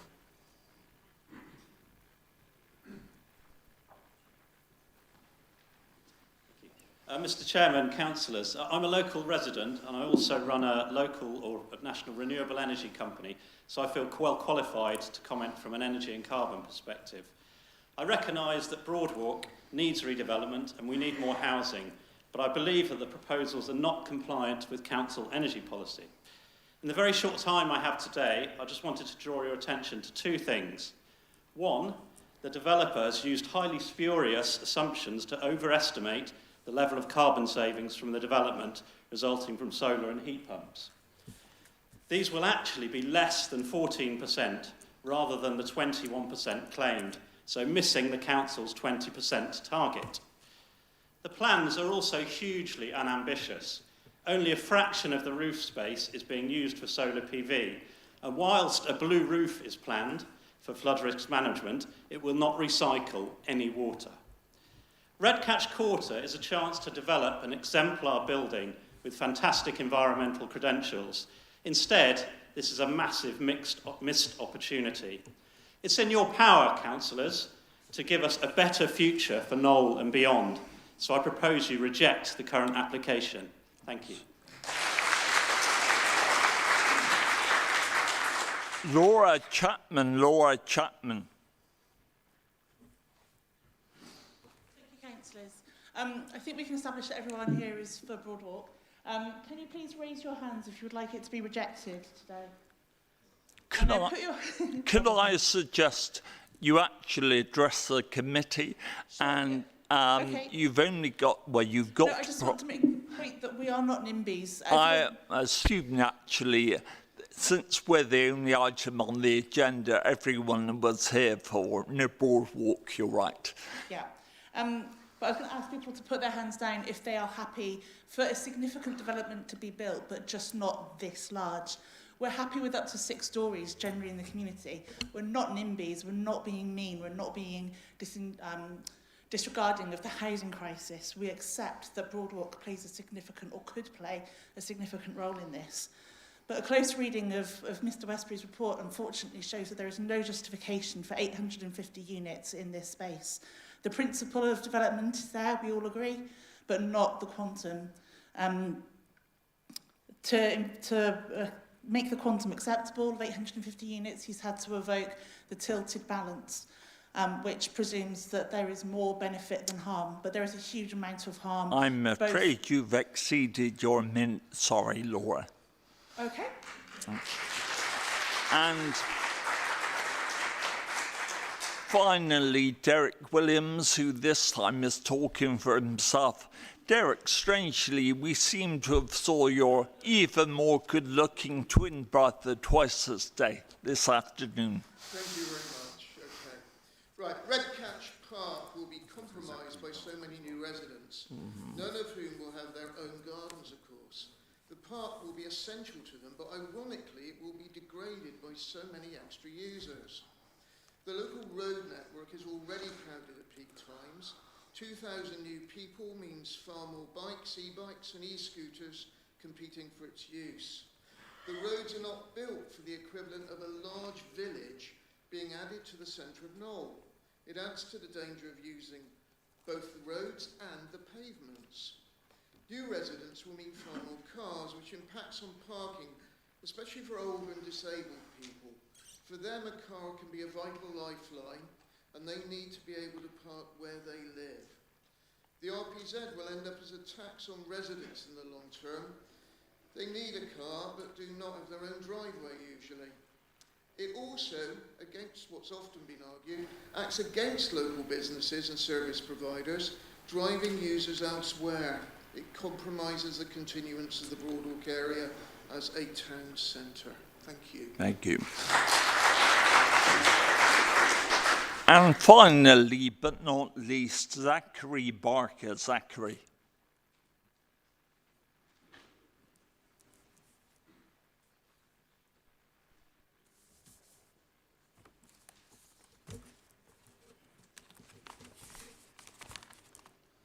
Knoll Liberal Democrats carried out a survey of Knoll residents to hear their concerns about the redevelopment of the Broadwalk site.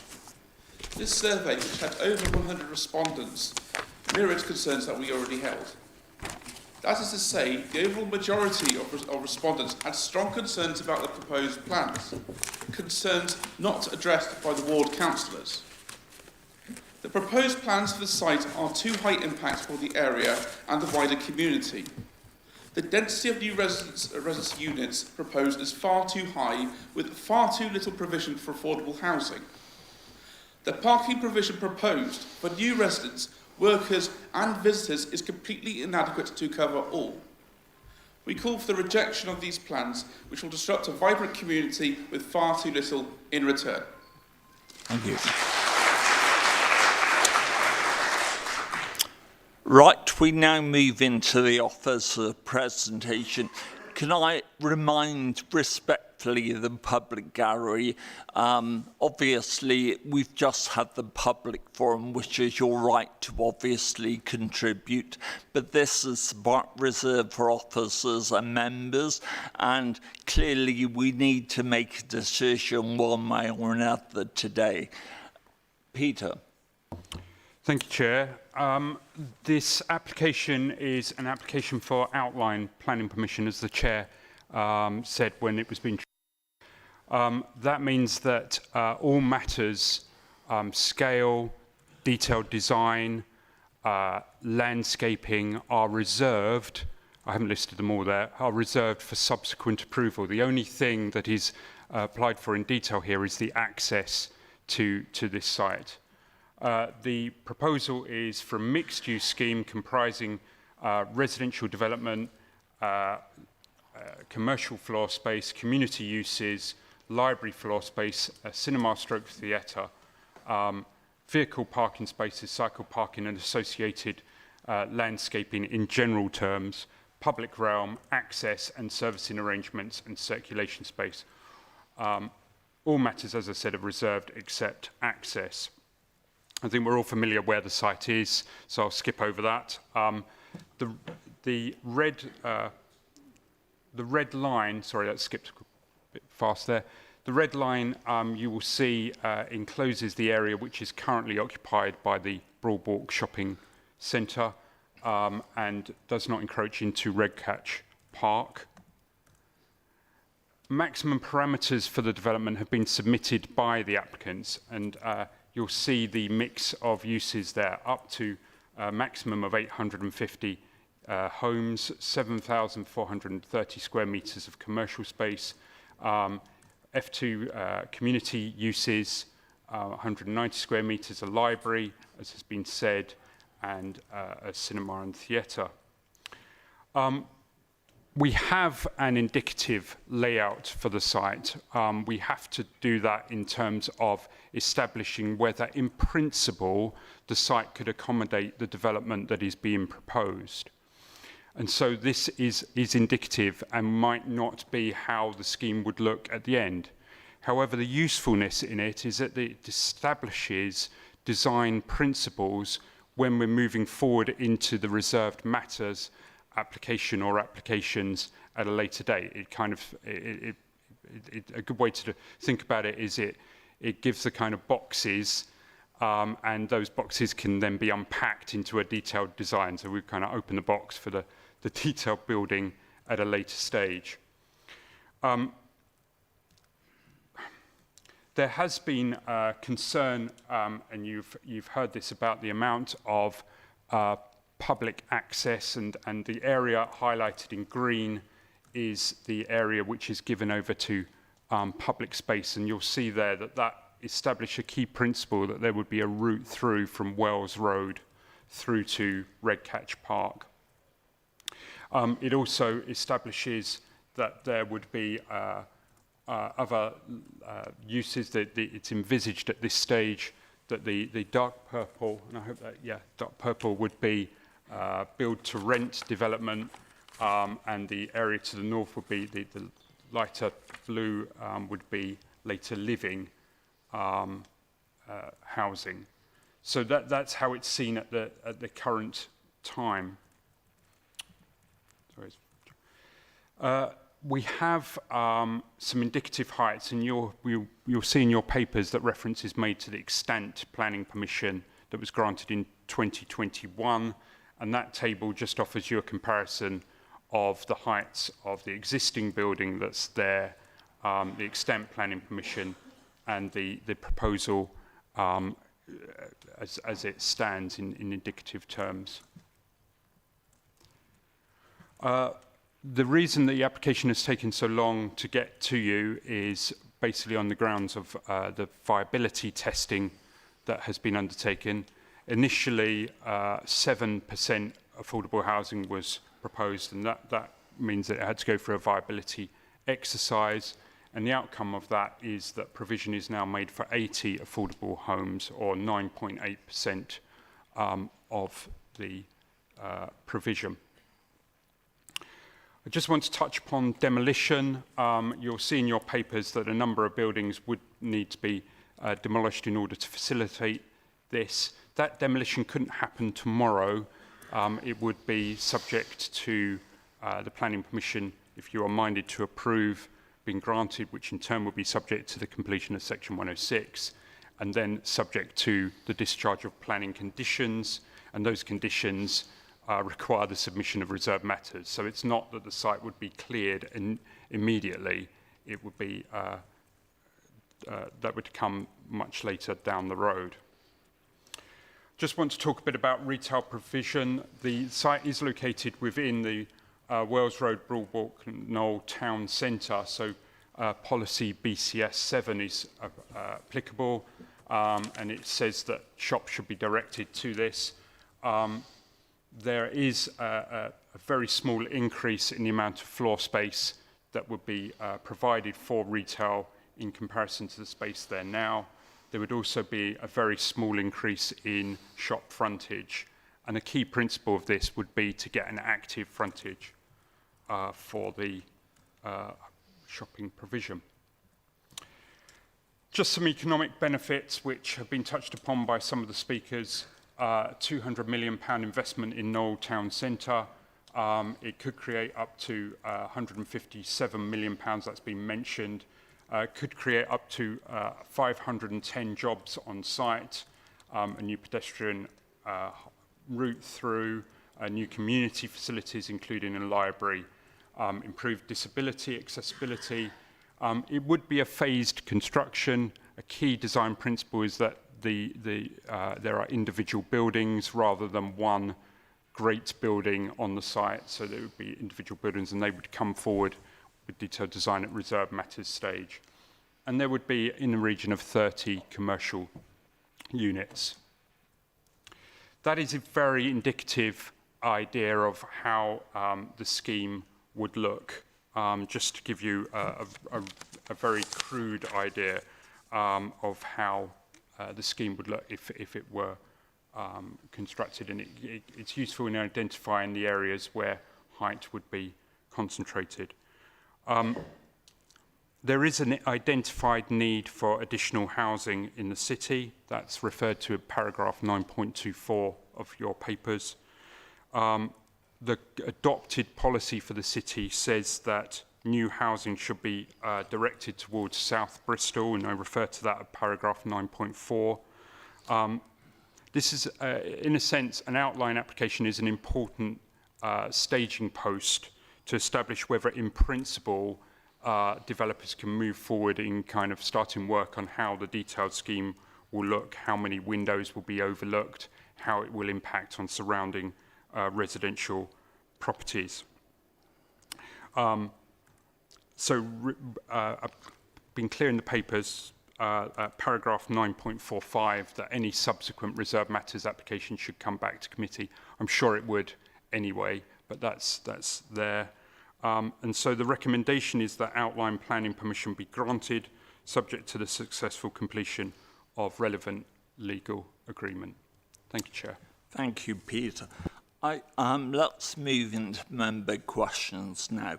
I've got 3 questions just to kick off.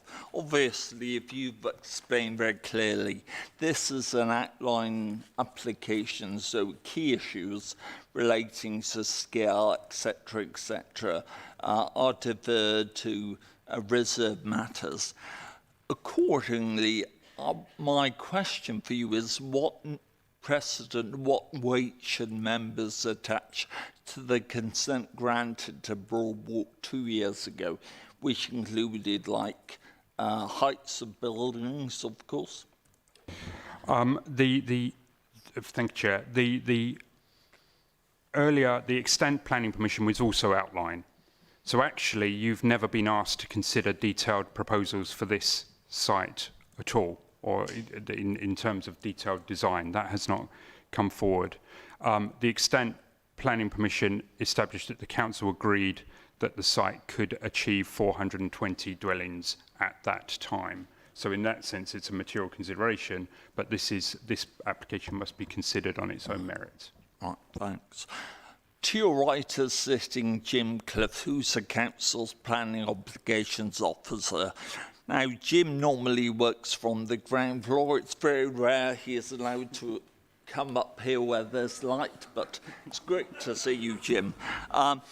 Obviously, as you're well aware, members place great pride in, about the element of dwellings we have as affordable housing.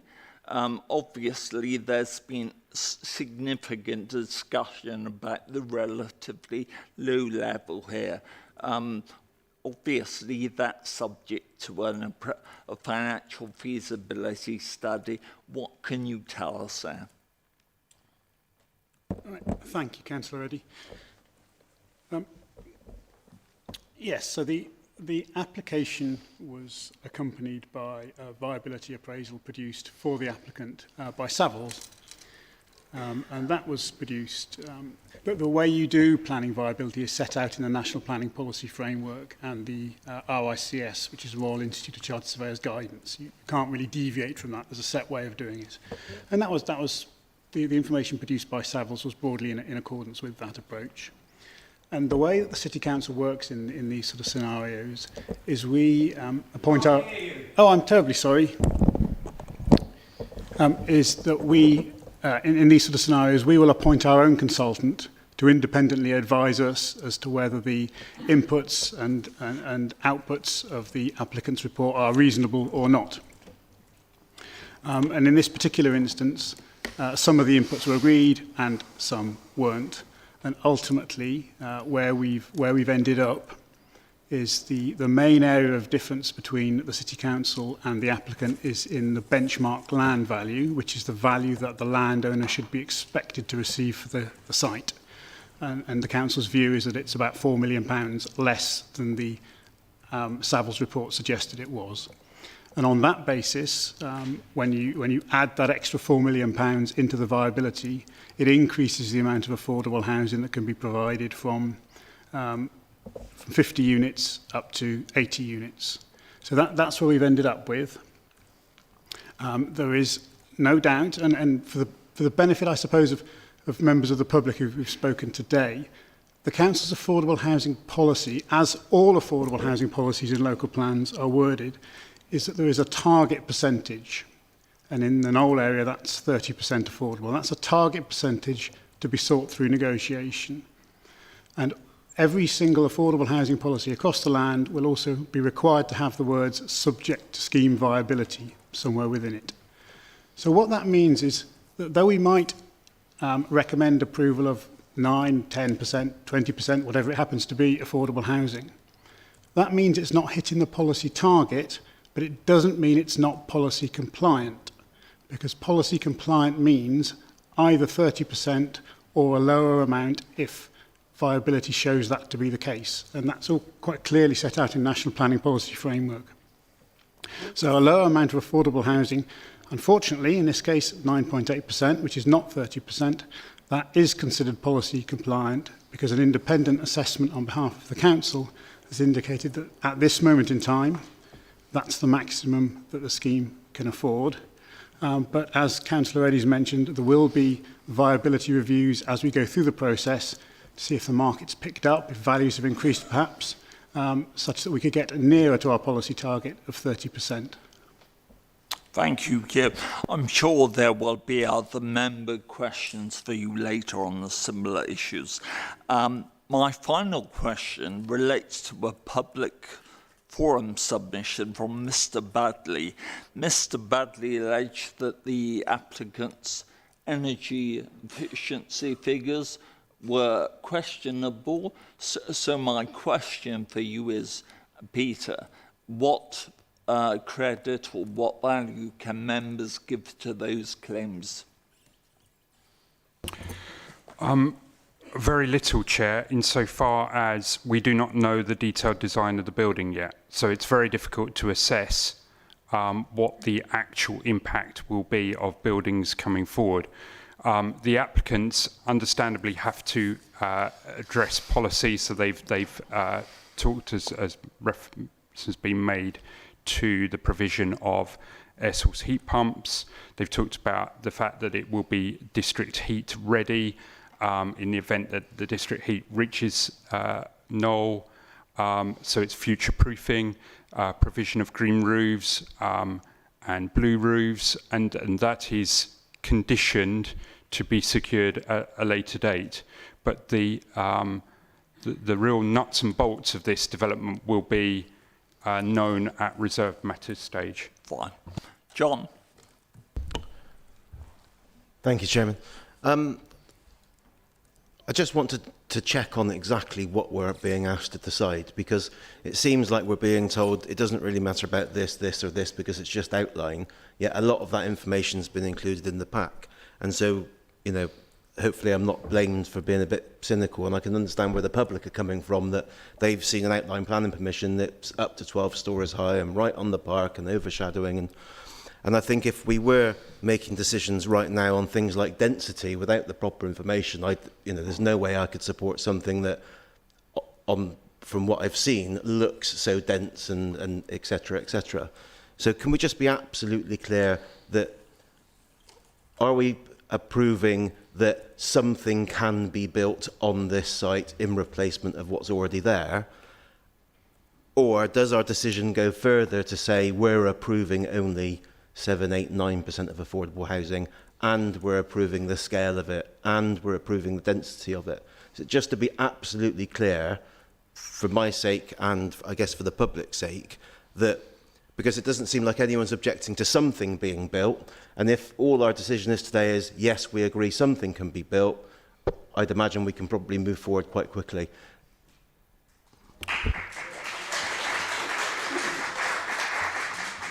Thank you, Chair.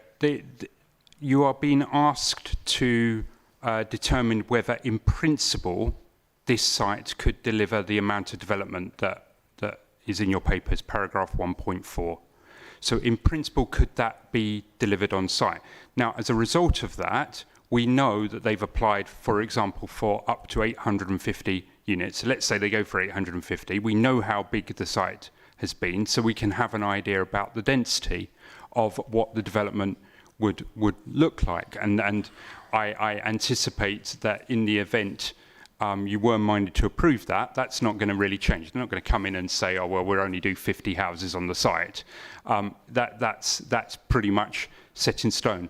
But these are principles. There's a fine line, though, because we can't approve in detail how that will look. We can only say, it's my stupid point about a box and unpacking the box, and it's kind of like, in general, this is what it could look like. That's why I'm referring to an indicative layout. They will come back with a detailed layout.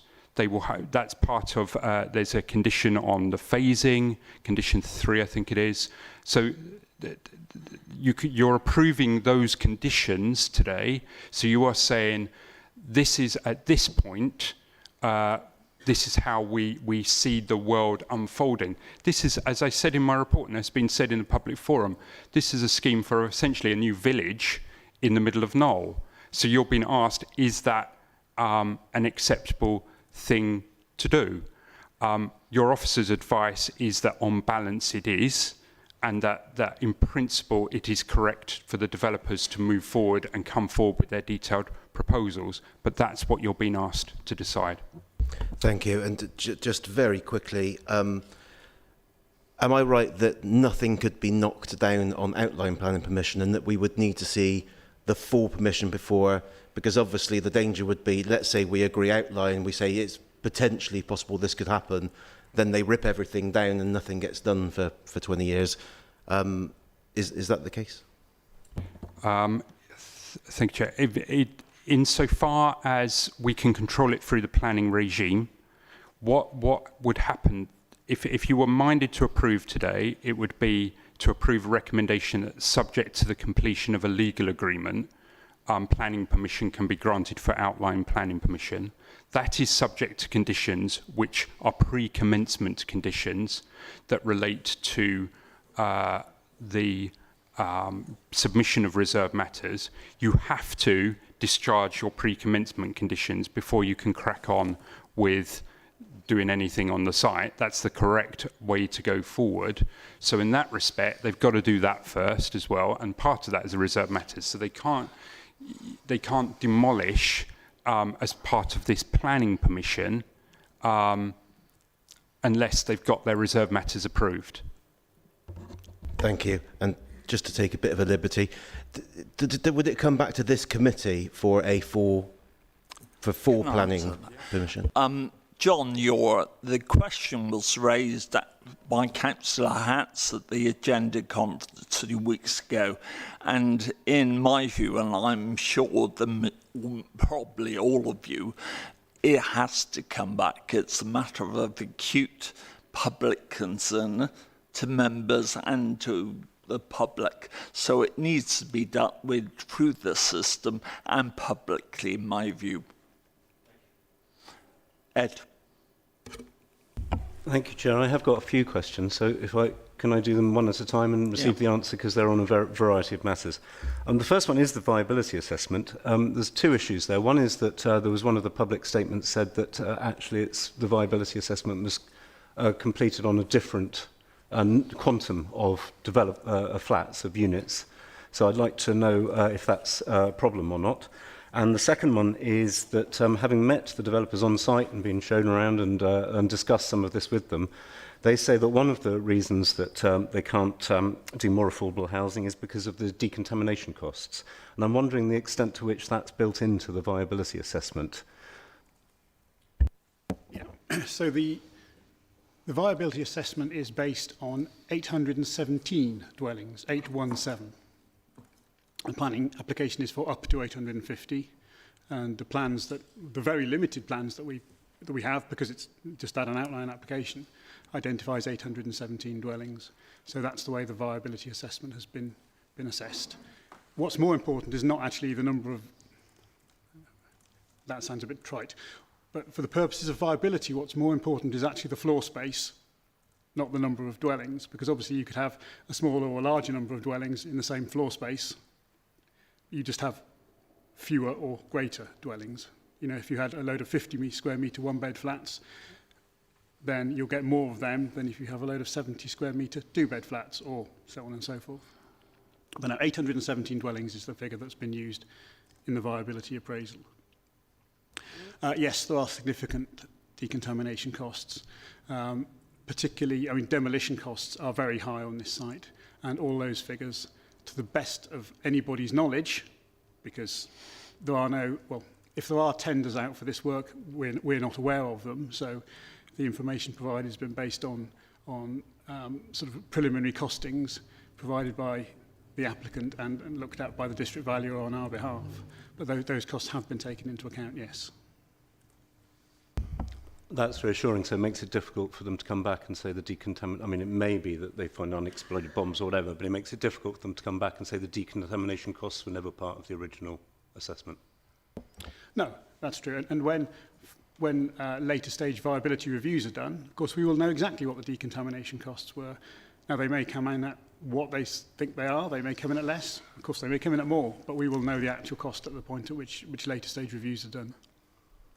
Okay. The second is continuing a point you made, Chair, about the carbon savings. We've heard something like 10 or 20, I think it was 20% carbon savings. I'm interested to know that with what is that compared, because there's a lot of research that shows that once you go above about 6 or 7 stories, the cost of running a building, carbon cost of running a building increases exponentially. So is it based on the cost of running each individual unit, or is it on the cost of running the sort of 12-storey building, and therefore you're already starting from a very high baseline?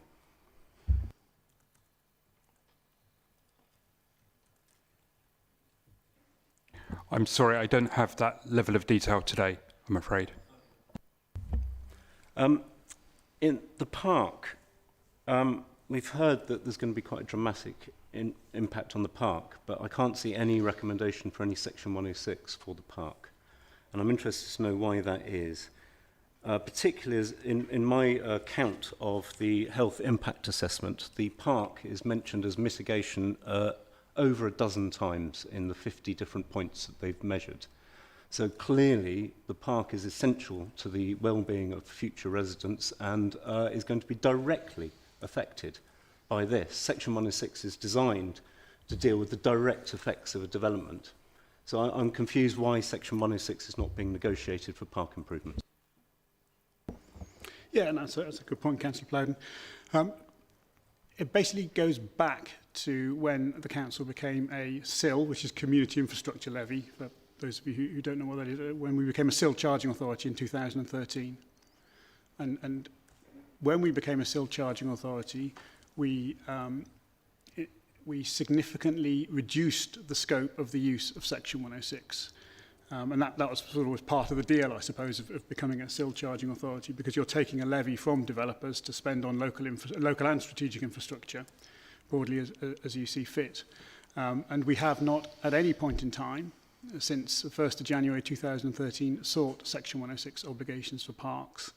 We have funded parks through community infrastructure levy funding, either through the area committees making decisions or through strategic decisions made by the Council's Cabinet. So that's why it's a policy decision, a policy decision, apologies, that was taken at the time we became a SIL charging authority. And it was kind of part of the deal. So we don't secure contributions anymore towards education or libraries or what have you. That's the sort of stuff that's covered through the community infrastructure levy. And I would just make a point. A lady made a point in the public forums about no more than £100,000 coming to Knoll from community infrastructure levy funding. I'm not quite sure where that comes from, but just for members' benefit, as it stands at the moment, we can't accurately calculate the SIL levy because this is only an outline application and we don't know the exact floor spaces. But it is going to be a minimum of £4 million. It could be more than that, depending upon a whole variety of things. And as members will certainly know, 15% of SIL levies or SIL income collected goes to the relevant area committees to decide how they wish to spend it. So let's pretend that it will be £4 million worth of SIL from this development. Then 15% of that is £600,000, which will go to Area Committee 5 to decide how they wish to apply. There would also be, I'm sorry, Councillor Pan, there is always the option for the Council, through its Cabinet, to allocate strategic SIL to parks to support strategic growth. Indeed, there was a Green Party amendment to the budget to spend more money from strategic SIL on local parks, so that particularly ones affected by developments like this. But I would have liked to have seen Section 106. I've got two more questions, if you will, Chair. One is the health impact assessment. That's a requirement of these. It's quite astonishing in that it has 50 or so impacts, all of which are positive, apart from 2 which are neutral, but doesn't include anything on the density or the size of the units. Now, I think there's a lot of research, public health research, that shows both density of dwellings and the size of units can be impactful on people's health. And I'm quite astonished that the health impact assessment looks at neither. Is that a shortcoming, and can that be addressed? It will be addressed, yeah. I mean, insofar as the proposals have to comply with nationally described space standards. So the apartments, when they come forward, they've got to comply, and that's why we've got this up to 850 figure. It's got those reserved matters applications are judged against policy in the same way as any planning application, any detailed planning application will be.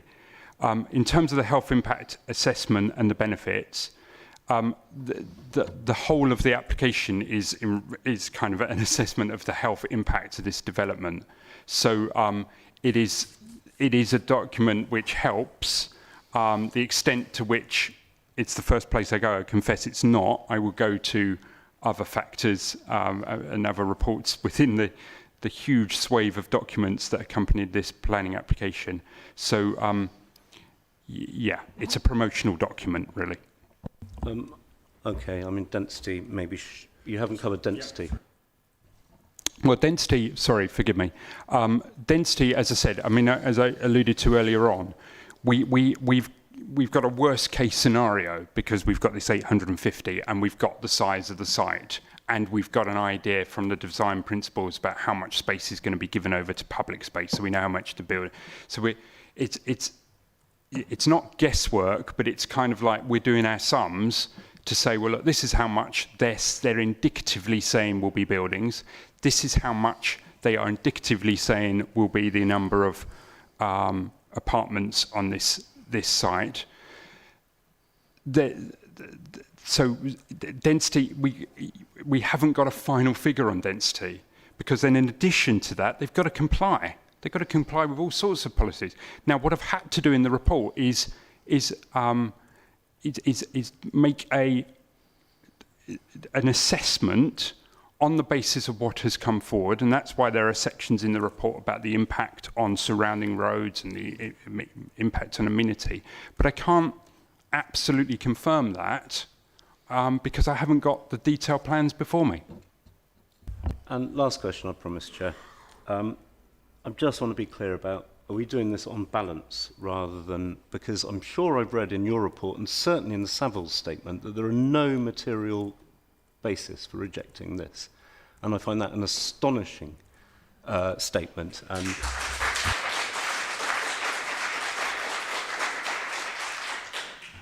I think it's part of the cross that planners have to bear, that pretty much everything we do is on balance. I have applicants telling me it's wonderful and that there's no problem with this at all. I have 274 objectors and I have them in the public gallery here. So it's always balancing the concerns of, understandable concerns of residents against what applicants are telling me. Everything I do is balanced. so, as I said in the earlier application, there are no easy decisions here. But can you just confirm then that the Savills statement in there, that there's no material basis to reject this, is not correct? I'm not speaking for Savills. I'm not speaking for the applicant, Councillor. I mean, I'm assessing the planning application and making a recommendation. And my recommendation has sought to balance all the varying material considerations as best I can. Philippa? Thank you. Councillor Plowden's asked a few of my questions, so thank you very much. I was just wanting to sort of drill into this idea of density. So if we're saying that there would be a maximum of 850 houses, then, and the density is going to be of an order of magnitude of about 400 per dwellings per hectare, it wouldn't be very different from that, would it? No, because we know how big the site is. Yes, yeah. And we know that they have indicated in their application form how many homes they would like to achieve on the site. So, you know, part of an assessment is you look at the kind of the optimum. I'll hold back from saying the worst case scenario, but we look at the kind of absolute most that they could get. So I've assessed it throughout, thinking it would be 850 dwellings and what that density would be, and that's reflected in the papers that you have. And so your recommendation is that that density in this case is acceptable because of what factors? Just to sort of summarise that. I know there's quite a bit in the paper, but just helpful to have the sort of key headlines, please. The key headlines are that in balancing all the economic benefits, in balancing the fact that this is a site that needs to be regenerated, in balancing the other benefits of community assets that would come forward as a result of it, is within that is 850 units achievable on that site with all those other benefits, and the balanced judgment is that that the site can do it. So, but that's an in principle assessment that will be refined at the later stage. I'm sorry, I'm sounding like a broken record, but that really is how it works, I'm afraid. V. I was going to ask something very similar to yours, Philip, about the justification for this extraordinary density that we're seeing on this particular development. Also, moving on slightly, I mean, we are in a position in which we know what the density is, or if were we to approve this number of dwellings in this site, the likelihood is that any application that comes to us in the future is going to be quite large to accommodate those dwellings, and therefore quite high, and therefore there'll be a number of what will then transpire to be unacceptable impacts on the local community in terms of shadowing and visual amenity and all the rest of it. But at that point, we won't be able to refuse it, will we? Because we've already approved the principle of 850. I'm just thinking that it's a bit like what John was saying earlier on. It's not. I mean, I've been on planning committees for years, and it's the first time I think we've come across something of this size with so little detail. And it's hard to balance what we're saying yes to, because we are in fact saying yes to something. We'll be locked into something for future. Any future detailed application. I'm repeating myself, but do you get my general drift? Yeah, Can you just sort of Thank you, expand on that a bit? I understand what you're saying. I think we have had other instances where we've had this. We'll discuss that afterwards. But I think you have been. But I mean, this is how it works. I'm afraid, insofar as it's a stepping stone to the detail. I can only stress that when that detail comes, it's assessed against development plan policy in the same way as a full application would be. So with all the assessments, impact on amenity, design, that's, as I said, that's where the nuts and bolts will be considered. So would it at a future hearing be possible to say, we know we've approved all these dwellings, but actually we can't find a way it's acceptable to squish them all on? Now we're going to come to look at the design of it. Technically, yes, but it would be it will be part of the negotiation with the applicants. It's an outline planning permission is establishing principle. It's kind of saying to a developer, in principle, this this local planning authority says, move forward now to the detail, and that will be where it will be assessed and considered. That's the correct way. But it's a kind of a stepping stone in order for them to do that, because at the moment, they need that assurance that they can move forward, because it's, as I say, this is a big development which will take a long time, and they need that kind of certainty to move forward. Sorry. Can you just wait? I've got Andrew, then Tom, John, their wife, you should get, and then Chris. Thank you, Chairman. Thank you, Peter. Can I just ask about the number of single aspect dwellings? Obviously, I know we don't have all the details at this stage, but you did mention it in your report. But I just wanted a clarification if possible. So could you tell us approximately, based on what we understand from the site, how many of those dwellings will be single aspect, either number or percentage, and also how many of those then would be north facing only and south facing only?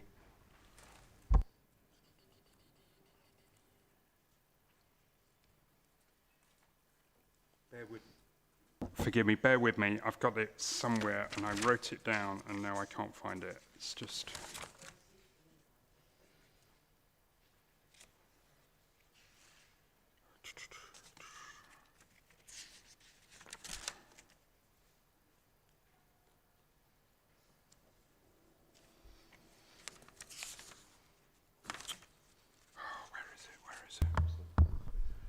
I think it was under key issue C.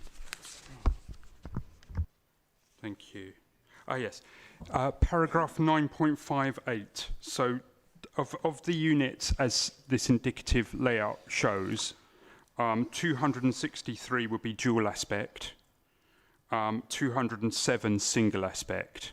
So I don't know if I included the percentage, I haven't written down in my notes, but 32, a third of them would be dual aspect units as the indicative layout shows. Yeah, sorry, I was going to make that point actually, Laura. So yeah, 263 dual aspect, 207 single aspect, that doesn't equal 850. just realised that. I don't have an answer right now. I will come back to it.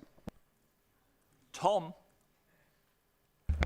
Thanks, Chair. Just to pick up on that last point, in the report, that's 207 single aspect north-facing units, so presumably the shortfall is single aspect facing another direction.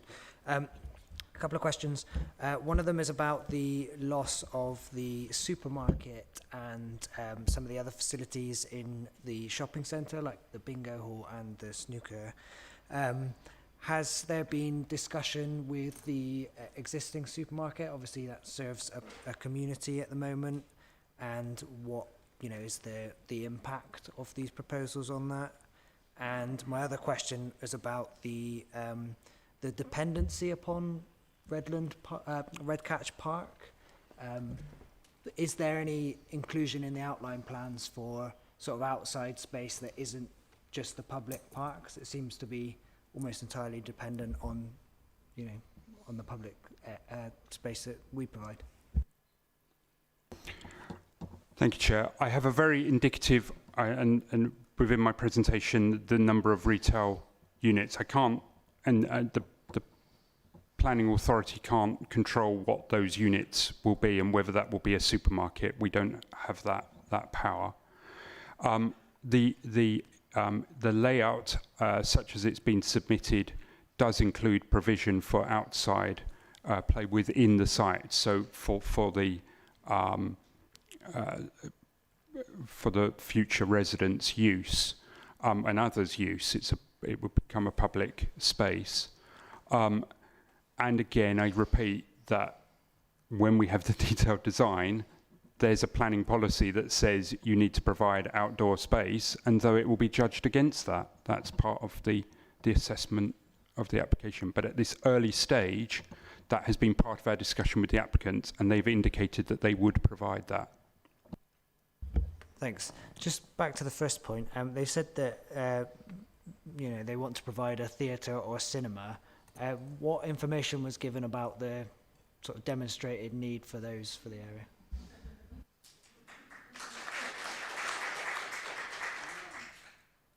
There wasn't any. Why would there be? If you were applying for an extension to your house, we wouldn't say, "Do you really need that extra bedroom?" That's not part of the planning process. It's not for us to make that judgment. John, do you still want to ask a question? Yeah, thanks for the report, by the way. It seems like you're getting a bit of a hard time, and we understand this is the planning process. I think a lot of this has just come from the fact that because there's information included in this pact, people will assume this is what we're making the decision on, and it doesn't sound like we are. Just on the affordable housing side, and this might be more of a general question, I don't quite understand the elements involved, because we have land in areas that I would assume is more expensive land that can achieve 30, 40, 50% social housing. And then you have land in less affluent areas where you would assume the cost price of the land is less, and you want to put 800 units on it, and now you can't afford social housing. So I wouldn't mind just understanding a bit about, I know it uses the RICS and everything else, but just to understand a bit about how many factors determine the social housing percentage, because it doesn't seem logical. How many hours have you got? As a general rule of thumb, if you want lots of affordable housing, you build lots of low-density persimmon/Barratt type housing estates, where you're building individual houses, where the build costs are low, everything you build is being sold. Once you start building higher density stuff, high density flatted blocks, etc., you've got higher building costs, because flats are more expensive to build than houses. You're only selling about 75% of what you build, because you've got all the central cores and fire escapes and all that sort of stuff that's not sellable floor space. Such development tends to take place on constrained urban brownfield sites, all of which have additional costs that developing greenfield housing estates don't have. So they're the general principles, and it's easier to get through the planning system, so that there's often housing grant available for affordable housing, additional affordable housing, but that's outside of the planning system. It's relatively easy to deliver high levels of affordable housing in suburban housing estates, and relatively difficult to deliver high levels of affordable housing through the planning system in urban brownfield areas. And that's really been the case for a long time, to be honest. I mean, the council's policy, as members will be aware, is a target of 30% in the outer suburbs and 40% in the inner suburbs. And that was of its time, and the case in 2008, 2009, when the last local plan, the current local plan, was going through the process that it went through. Fundamental changes have taken place in national planning policy relating to the introduction of much more stringent viability criteria since then. And obviously we're currently in a situation of relatively high build cost inflation that's not reflected even in high value areas like Bristol, with associated sales value increases. Their sales values are broadly flat over the last 6-8 months. So it is challenging. We don't and haven't very rarely achieve 40% affordable housing in the inner urban area. Figures of between, well, to be blunt, 0 and 20% have been more realistic over the last decade or so in the inner urban area, and of the development types that we are talking about here, which is, as many people have mentioned, a very high density residential scheme. So I don't know if that's of much use to you. No, that was great. It's great to give context to, because I think my perception is the more units you sell, the more money you're making. Why aren't you doing more affordable? So it's really useful. Thank you. Chris. Yeah, thank you. Obviously, we've gone through the lack of detail what we're going to be. I totally agree with Fee. We've got an outline planning permission with lots of maybes and might not be's. But if it is passed, it comes back. From what you said, we couldn't whatever come back to us for detail. We wouldn't be able, as a planning authority, we wouldn't be able to if we didn't like it, we could say no and reject it. Is that that's? I think that's what you said we couldn't do. The outline planning permission, if it were there, would be a key material consideration, and the reserved matters would flow from that. However, I stress that in assessing reserved matters applications, they've got to comply with development plan policy. So you could say, okay, we recognise that you've got an outline planning permission, but actually that design we don't like because you're assessing the scale of it now. So we reject this application. So you could turn it down. You could say that we don't like the design of it. We don't like, we think it's an inappropriate design for this locality. And part of design is an assessment of amenity. So you could say, right, we're really worried. I suspect, as an aside, I suspect that in the event that a reserve matters were being considered, we'd have many residents showing an interest. And I would be making a very different presentation because I would be showing detailed elevations, I would be showing the relationship with surrounding residential properties, I'd be showing all of that, and you would be able to assess that, and that would be assessed against development plan policy. And you could say at that stage, no, we think that design's wrong, go away developers and do something which is consistent with development plan policy. Okay, thank you for that. Obviously, there's been mentioned about the bingo or loss of the bingo in Snooker City, but I noticed it said there's 7,430 commercial, and out of that is what was the retail? 2,880. So there's a difference in that. Have you offered any of that commercial space to the bingo in Snooker City? That really is a matter for the developer in terms of what they want to do in respect of the retention of bingo. We cannot insist upon that because it's a commercial enterprise. That's not for the planning regime to do. But could we put in anything in this if we pass it that is done as a planning authority? I would say that as a planning authority, we cannot have any influence on what commercial enterprises go into a development. That's a commercial decision that lies outside the planning regime. Planning just ain't that powerful, I'm afraid. Okay, and I think everybody's mentioned it. The affordable housing, I mean, that is just, to me, that's an absolute joke. I'm not blaming you, Jim, and it's very nice to see you. I think the last time I seen you was about 7 years ago. Peter is right, you're normally in the basement somewhere.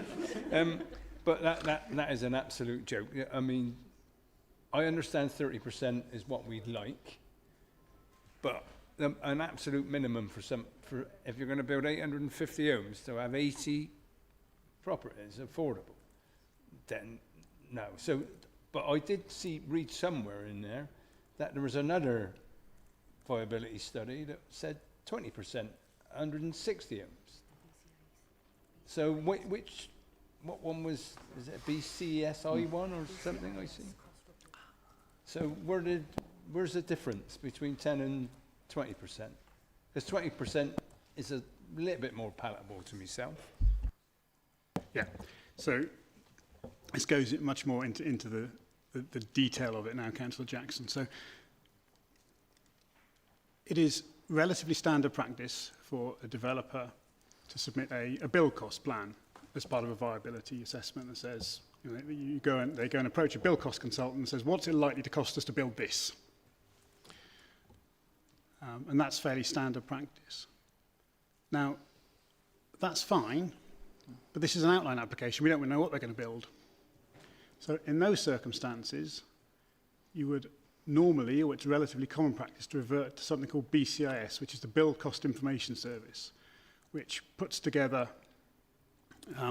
costs of completed buildings and adds a factor for different types of development and different areas of the UK, and comes up with a pound per square metre to build stuff. And in this instance, the first thing that the district valuer, who was looking at the scheme on our behalf, did was use the build cost information median figure. And that's median's one of the types of average that you can use. And that's a fairly standard thing to do. And that came out at about 20% affordable housing. And I was there thinking, fantastic, I like the look of that. That's not bad for this part of the world. And I spoke to the council's affordable housing team, who said, that's fantastic, but are you sure? And I said, well, that's what we get out of using BCIS median. And they said, okay, let's double check this using local information. And so on my behalf, our affordable housing team went out to approach some of the housing associations that are building in Bristol, because there's a number of schemes coming forward in Bristol, 100% affordable housing schemes being built by housing associations. And they went out to those housing associations and said, can you tell us on a confidential basis what your base build costs are? So not just the basic build cost of putting the building in place, not the landscaping or anything else, you know, the cost of the steel and the stairwells and all those things that are broadly the same wherever you're building. And that information came back, and the information that came back was that the base build costs were not only greater than BCIS median that we'd originally asked, or the district valuer had originally used, but were greater than the build costs that the developer, that the applicant had given us as well. So they are the costs that are being experienced by housing associations who are building tall buildings in Bristol at the moment are significantly higher than both BCIS costs and the costs in the developer's cost plan. And on the basis of that information, we spoke to District Value and said, well, look, we've got this information. We think, you know, we can't ignore it. It's there. We don't want to be granting a planning consent for something that in reality can't be built, because the costs we're putting in are so much lower than are being experienced in the city.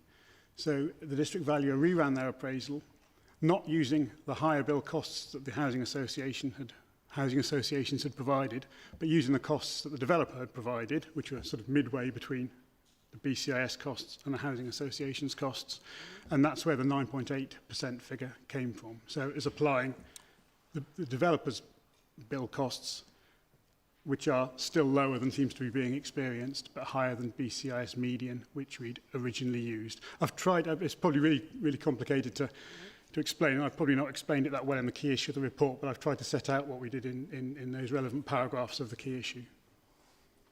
Yeah, and also I didn't quite understand what you said. I know 106 stopped a while back, but is it possible, because the park is such a, I mean, if there's 800 houses, there's that small green space, the corridor from Wells Road to the park.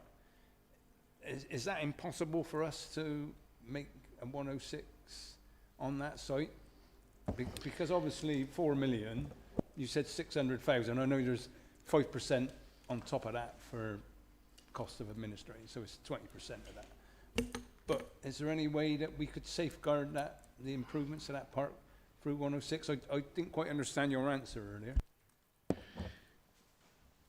It's not impossible, but it's not supported by planning policy. So in a worst case scenario where we found ourselves at a planning appeal, if we were looking to insist on contribution to the park, we've not got a policy basis to secure it.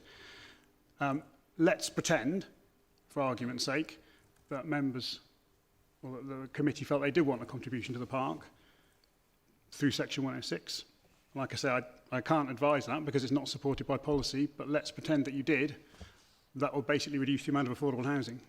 Because the pot's not getting any bigger, the pot is what the pot is.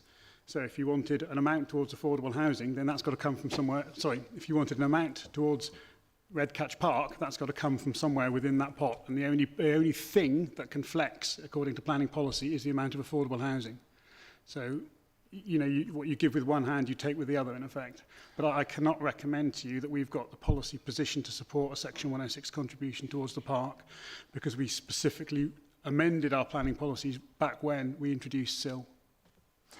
I'm going to take one more member question before moving to debate. Ed?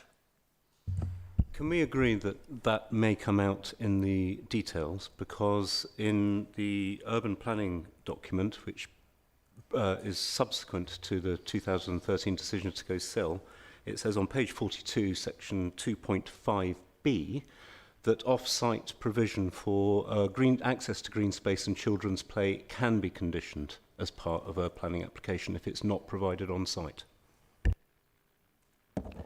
Yeah, I know it says that, yeah. Yeah, it surprised me when I read it too. All I can say to you, Councillor Plowden, and I know it sounds a bit odd, but given that exactly what you've said to me is correct and it's written down, we haven't got an adopted planning policy position that's gone through a local plan or supplementary planning document process to give us the ability to secure those funds. I mean, we haven't done so for a decade. If you know, we would have continued to have done so had we got the policy position, but we took that approach not to. You know, previously, for those of you with long memories, we had a formula-based approach for securing monies towards local parks and open space, and that's the whole point of SIL, is that it took away that. It stopped you just securing money from parks and large developments, but meant you secured a development levy from virtually all development that contributed towards whatever the council wished it to contribute towards. Pete? I think the urban living document is a supplementary planning document, isn't it? Yeah, yes, it is. I just wanted to add, Councillor, that part of the assessment will be the provision on site. So I have to, that's why I show the red line, because I'm assessing. I'm not assessing the park. I'm assessing the planning application, which has a red line, and does that wash its own face in respect of provision of open space for future residents? Yes or no? That's part of my assessment of those reserved matters applications. And we don't know yet. Can I suggest we now move to debate? I guess most of you are like me. As a Bristolian, part of my motivation for being on DC committee is I never want to walk past a building development in this city which I haven't voted against or improved. And to me, that's quite a key factor. And with respect to my professional planning colleagues, it's often been said that the more damage was done to post-war Bristol by the Luftwaffe than actually by, by the planners, by the planners and the German Air Force. I sincerely hope what's happening in Bristol in the early 21st century is different. And we are here today to hopefully play our part in that. But part of the issue is not damage by commission, it's by omission. I do recall vividly several years ago sitting in this very chamber, on this committee in fact, and make an impassioned plea to approve actually redevelopment scheme for the St. Catherine's Parade area of Bedminster. Now, in fact, I said at the time, if you don't approve this, and it was a mixed scheme, including actually a new cinema like they're proposing for Broadwalk, signing the death warrant for this shopping centre, and you will all know what's happened subsequently. In fact, the tabloid media recently dubbed St. Catherine's Parade the saddest shopping centre in Britain. Now, I have to say, my fundamental aim and hope is Broadwalk doesn't go in that similar way. I do think it needs actually clear decision-making, clear, definite, concrete movement, and to actually have those discussions, to do the detailed, yes, the tough negotiations for the full application, and to move forward does require the approval, in my view, of planning consent for this outline application. Obviously, no one's suggesting there aren't difficult decisions to be made, but I think on balance, actually, the cases made in the report, if we actually approve this, we are signalling the opportunity for reinvestment, revitalisation in Broadwalk, which isn't the case at present. And quite a lot of my questions before about the GP's extended area and future developments in the centre are really dependent on the certainty an outline consent would actually allow the applicant. So I do think we do need to look on balance at the bigger picture here, although tough decisions are going to be made.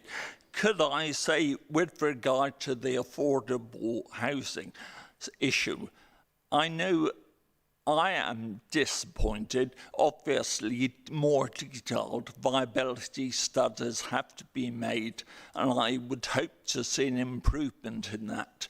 But to Chris and others, we have had similar schemes, redevelopment schemes, with zero affordable housing in the city, which frankly this planning committee or others have actually approved.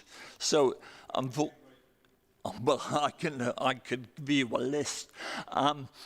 So that is the case. And to be fair, with regard to the local park, etc., either the mayoral cabinet or actually its committee model replacement next May, which is not a long time, of course, probably when we might receive a detailed application, would actually have a chance to allocate some strategic cell at this park area. My final point, because I'm really going to leave the funder for Councillor Plowden, is actually, if members are minded to grant this, I do actually think we should make a clear marker here of a commitment of support for a residents' parking scheme to assist. Now, before elsewhere, for example, in the Redling Green applications, we've been advised that actually we weren't able to. There was a clear markup as our role as the DC committee and what we can actually say. But after various convoluted discussions, Councillor Plowden, and I salute him for his doggedness, has made progress with legal, and he's going to, after he speaks shortly, propose an amendment which personally I strongly favour and urge you to do on behalf of the people of Knowle. Roy from legal, who sat patiently throughout our deliberations, probably excessively patiently, he probably thinks, is here to answer any questions. So I think I've said quite enough. Ed? Thank you, Chair. I'll make some remarks and then talk you through what I propose to do. So there are some things to like about this proposal. The Broadwalk is very outdated, it's run down, and it's increasingly empty. It's a lot of inefficient use of space. It's built for an entirely different era, and it's full of empty shops. I like the street permeability between the Wales Road and the park. I think there's some good things about sustainability, particularly in the use and recycling of embedded carbon. And clearly the traders need to see some regeneration. They're suffering. I do think we've been given some misleading statistics about frontage versus footage, because there may be an increase in frontage, but there's a reduction in the footage.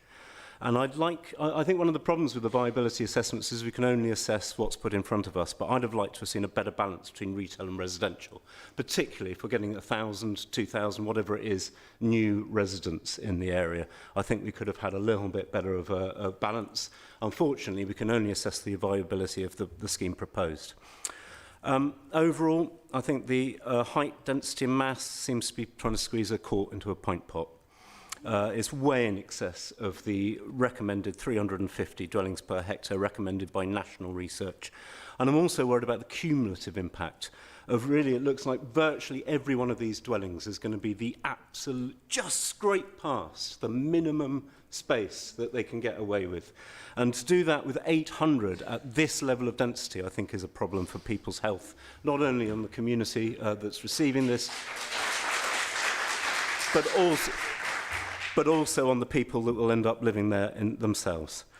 And given this astonishing kind of amount of density and the smallness of the proposed things, I'm absolutely astonished the amount of affordable housing that's being provided. It really isn't great.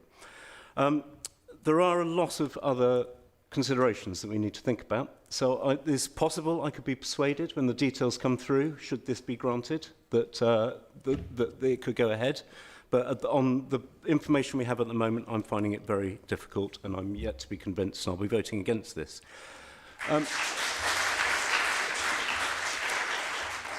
Parking. As you say, it's Bedminster Green, actually. It's my ward, Windmill Hill. You mentioned Redland Green, Chair. This committee we've heard before that we've raised money from developers in the form of Section 106 for a residence parking zone. I've heard one argument here that says, we don't want it, but I think it's essential to protect the community that we have some form of residence parking zone. It's been collected, but then it's been blocked by the executive of this council. And apparently that is within the Mayor's gift.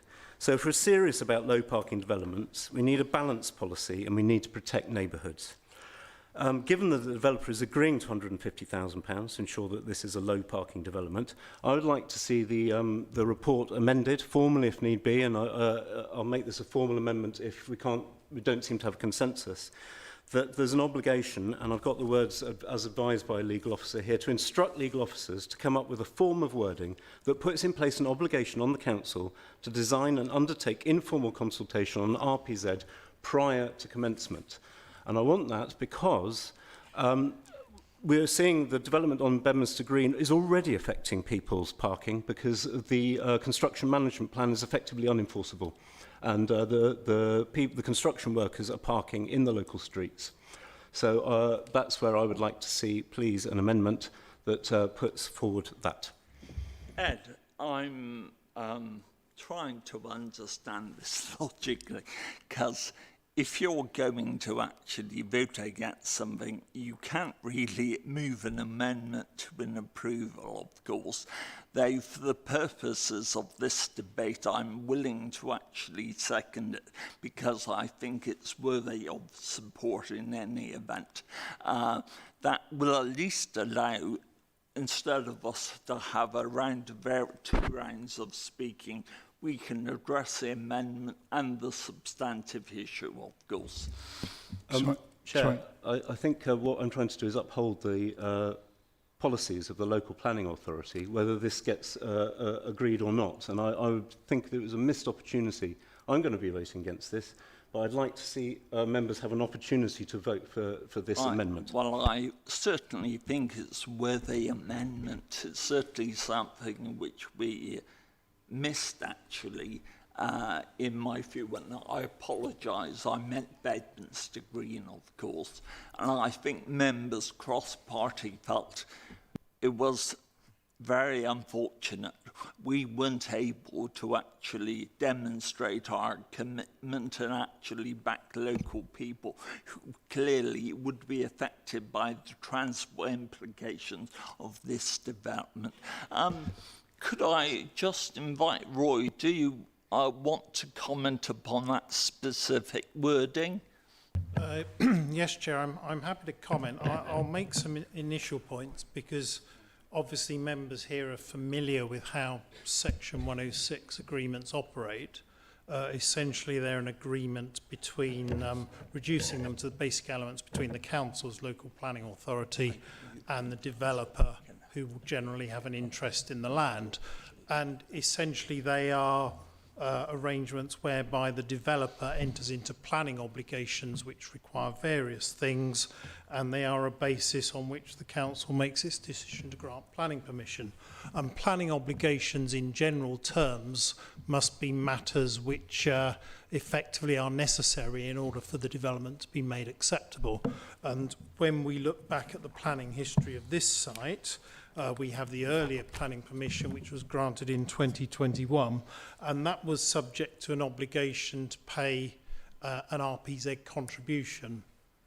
And that contribution on that occasion, I remember it well because I drafted the obligation, envisaged a sum being paid essentially in 3 instalments. And the first of those instalments was directed to what I've got down here as the formulation, design, consultation and reporting of a scheme of parking restrictions. So as I understand it, those are the purposes that Councillor Plowden now wants expedited to a stage before the development is commenced.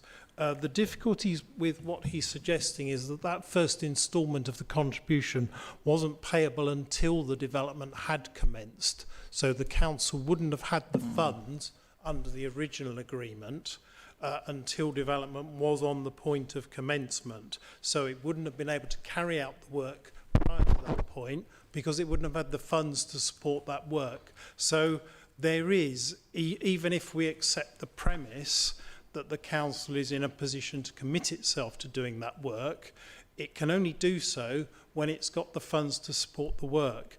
And you have to ask yourself, is a developer with an interest in the land going to be willing to pay a contribution before it's even undertaking the first commencement of development on the site? So there may be a need to think about the staging of this process and when the funding is going to be available and when the council can do that work. But I make another caveat or raise another caveat in relation to that because Section 106 agreements, where they involve financial contributions, normally operate on the basis that the developer having an interest in the site is obliged to pay a contribution for a specific purpose at a specific time. And the council's obligations are, if they spend the money, to apply it to the purpose for which it's been given. But they're not obliged generally under Section 106 agreements to undertake that spending. What they are subject to is an obligation that if the funding that they've received is not either spent or committed within a specific period, usually 5 or 10 years, then they have to reimburse it to the person who made the original contribution with interest running from the date on which the payment was received. So generally, Section 106 contributions aren't subject to a specific obligation for the council to actually spend the money for the purpose they've been given it for. And that is an approach not only followed at this authority, but at every other planning authority in the country. You receive the money. If you're able to, you spend it. If you're not able to spend it or commit it, then you reimburse it. So what's being proposed in this amendment would actually be a departure from that policy. So before we took the decision to proceed on the basis of the amendment that's being proposed, we would need to be careful that we weren't creating a general precedent committing this council as local planning authority, transport authority, highway authority to actually commit itself to spending money and carrying out works. So I raise that caveat. So it's essentially within the Section 106 agreement as it was drawn up for the original scheme, we had an obligation. We received the first instalment, or we would have done prior to commencement, and at that point that money would have been available for us to spend on the exercise of design, consultation and reporting. Whether we go further in this case and commit ourselves to actually undertaking that work, and that's an obligation enforceable by the developer. It's not enforceable by us as local planning authority. It's an obligation we have to observe as local planning authority. You'd be giving the developer the right to enforce that. And the final question is, what do we envisage happens if the council, for whatever reason, has that obligation but doesn't conduct the exercise, doesn't spend the money on the consultation and reporting? It's only the developer that is in the legal position to enforce that obligation. It won't be members here, it won't be members on other bodies within the authority. So potentially there is a way of wording the planning obligation so that it at least acknowledges what Councillor Plowden is validly raising. But there are, I would stress, legal and operational difficulties with it. Thank you, Roy. I mean, that was very helpful. Whilst it seemed to me that the wording of the motion from Councillor Powson was conceivable, legally enforceable option, you raised a number of meaningful reservations and concerns. In my view, in layman's terms, I would suggest it's like, for good reasons, us putting a security blanket around us, that the deliverability about this scheme is utterly in question, of course, and bearing in mind it does require earlier delivery of Section 106 monies or sub-monies. It might actually, in my view, bring into question the viability of the entire scheme. So that's helpful for me, certainly. Do members have a Chris? Just on that, obviously you want to move an amendment. If it is 106 money, does that again mean, if we say 106 money is highlighted for RPZ, does that mean less affordable housing again?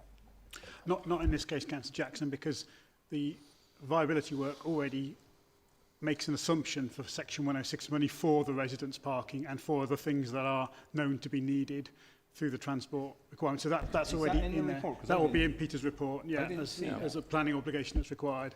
So I think there's a contribution of, Pitt will tell me, I think it was 150,000 towards residence parking. So that money would be, if the development happened, would be forthcoming. And so that's already accounted for. In effect, that doesn't make a difference. My apologies, I did not see that in the report. What I would just quickly say, and just building on something that Roy said, I don't think we can require a developer to pay monies before they start doing something, because until they've started doing something, they haven't implemented the scheme, they haven't done anything that needs mitigating. And even in an ideal world, you say, well, we'll have you pay this money 6 months before you commence. Well, that's impossible to enforce as well, because you don't know when 6 months before commencement is going to be. So it's very difficult to collect monies any earlier than the commencement date. And Roy may want to pick up on that further, but I think that's the case. One word on that. Allow Roy to come back if he wishes. Think all you read. Chair, Jim's absolutely correct, and the other more practical point is it's not going to be something probably easily persuadable for a developer to commit to paying money before they've commenced development, which, as we saw with the first scheme, the 106 was entered into, but the scheme was never commenced. So it's going to be perhaps optimistic in the extreme to expect payment of a contribution prior to commencement from the developer's perspective. Ed. Well, let's change it to, I realise now I rather overstepped the mark of what I agreed with legal this morning, which is to instruct legal officers to come up with a form of wording that puts in place an obligation on the council to design and undertake informal consultation on an input. Yeah.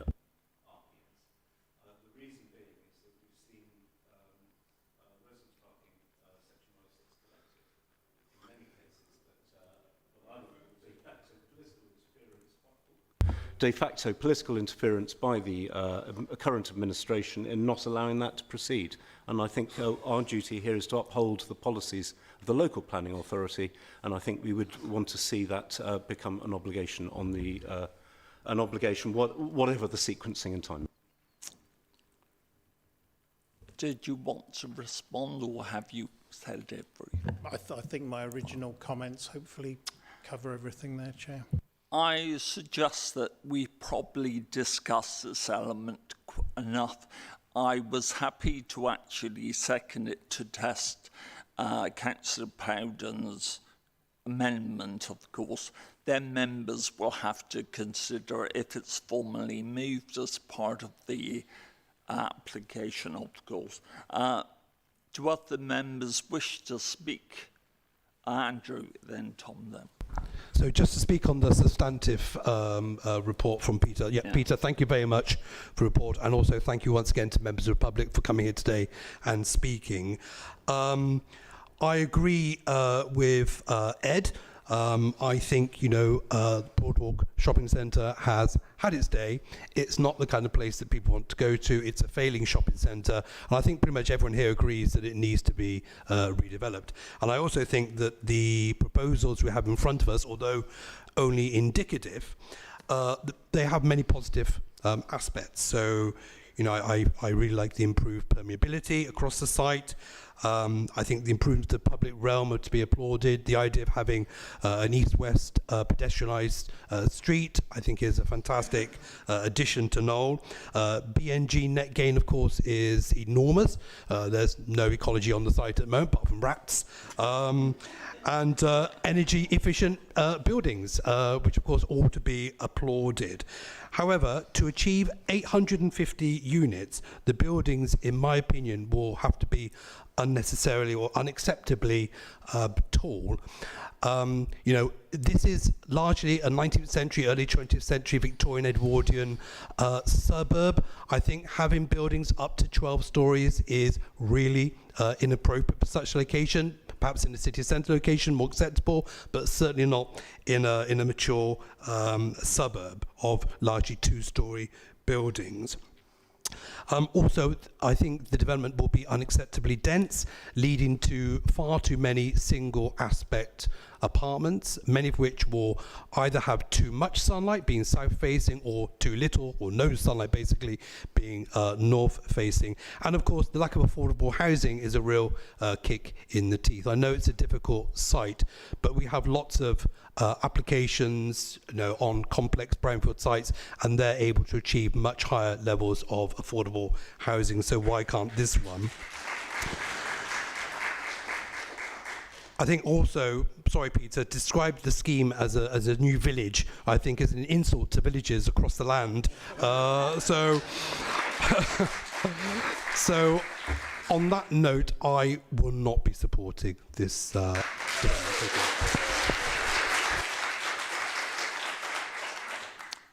Tom? Thank you. Like others have said, I recognise the need to redevelop the site. I think we all do.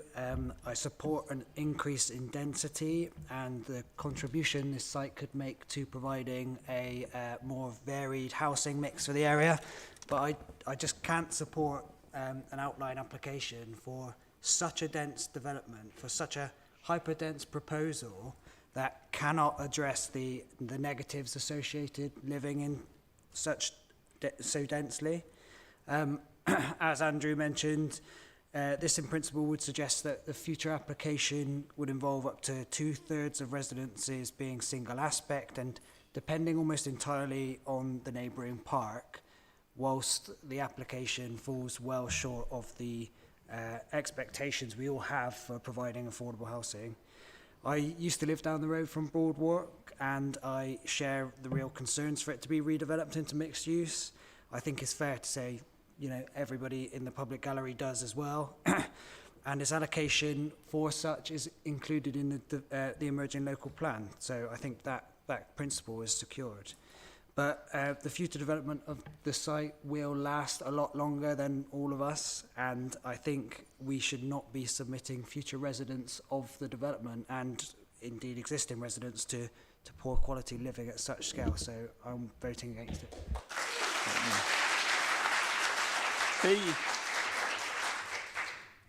God, it's going to come as no surprise. I mean, I really appreciate the work that Peter's put into this application, because it's been months and months and months, and it's a really hard one, and it's really complex, and I know, yeah, so I appreciate that. However, the fundamental question we're being asked is it okay in principle to send the developers away to say, yes, you can build 850 dwellings here and work on that basis? And I cannot conceive of a scheme that would be acceptable, that would include all of those dwellings myself, so I'll be voting against.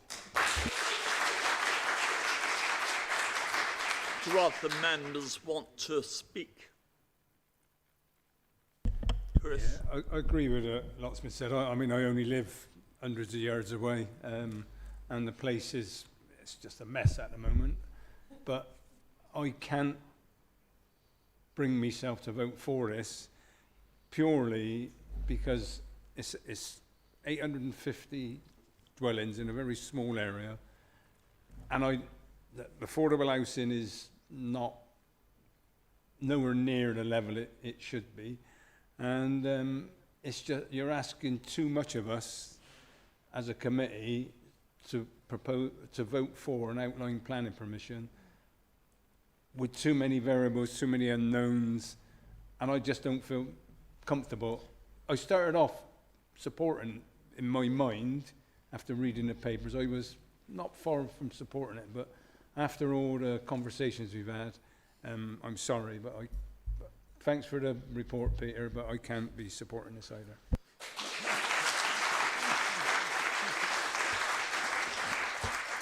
I'm sure Mr. Westbury and his colleagues have brought plenty of reports here.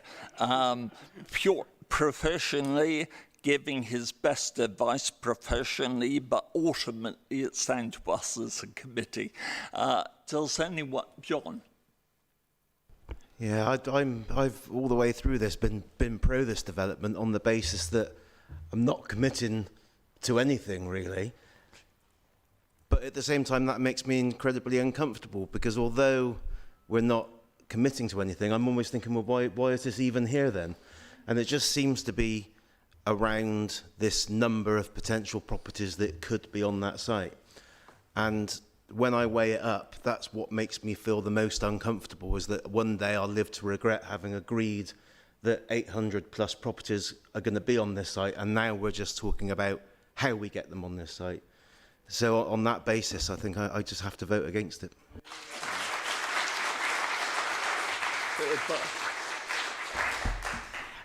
I really wanted to support this because I think there's a lot of good stuff and we really, really need housing in Bristol. But just the thought of that number of people on that size of site, I just think I just don't feel that that's acceptable, and I just can't bring myself to vote for it.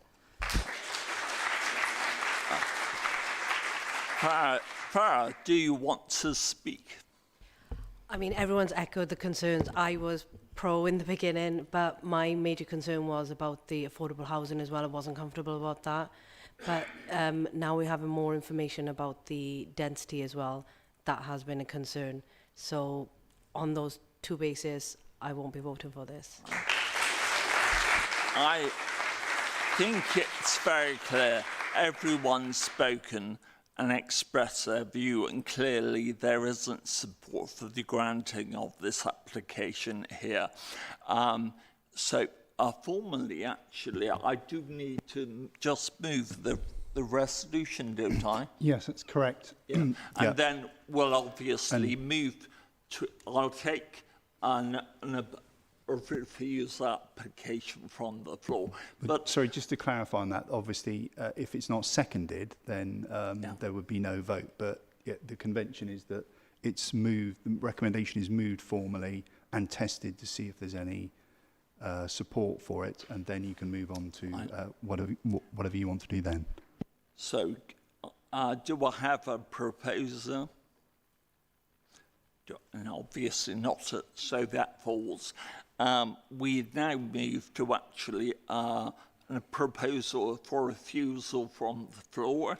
I'll take that, then perhaps the proposer could indicate some reasons in general terms, you're aware the officers under our protocol have to go away and bring it back to a future meeting with the reasons for overturning the officer recommendation. Fee? I would suggest we refuse it on the basis of overdensification, that the dwellings per hectare exceeds our policy. Sorry, can you just clarify who's moving and seconding the to go against? So Councillor Hant's moving and seconded by Councillor Varney? Yep, that's fine. And so that's formally moved, of course. By definition, Ed, your amendment falls, of course, because it's not an approval, of course. Are you comfortable enough to go away with that lead? Yep. Sorry, can we just have a formal vote on that? Just to yes.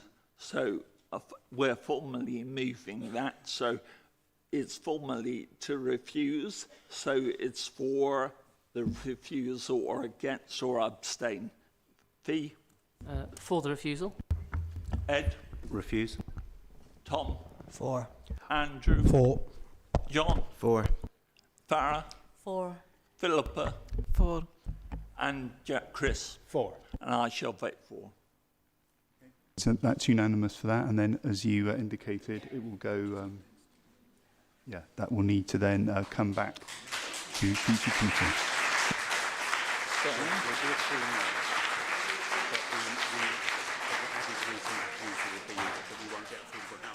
Yeah, right. Before members leave, could I just remind you, can I thank you for your attendance? We have a revised date of the next meeting, so 5th of July at 6 p.m.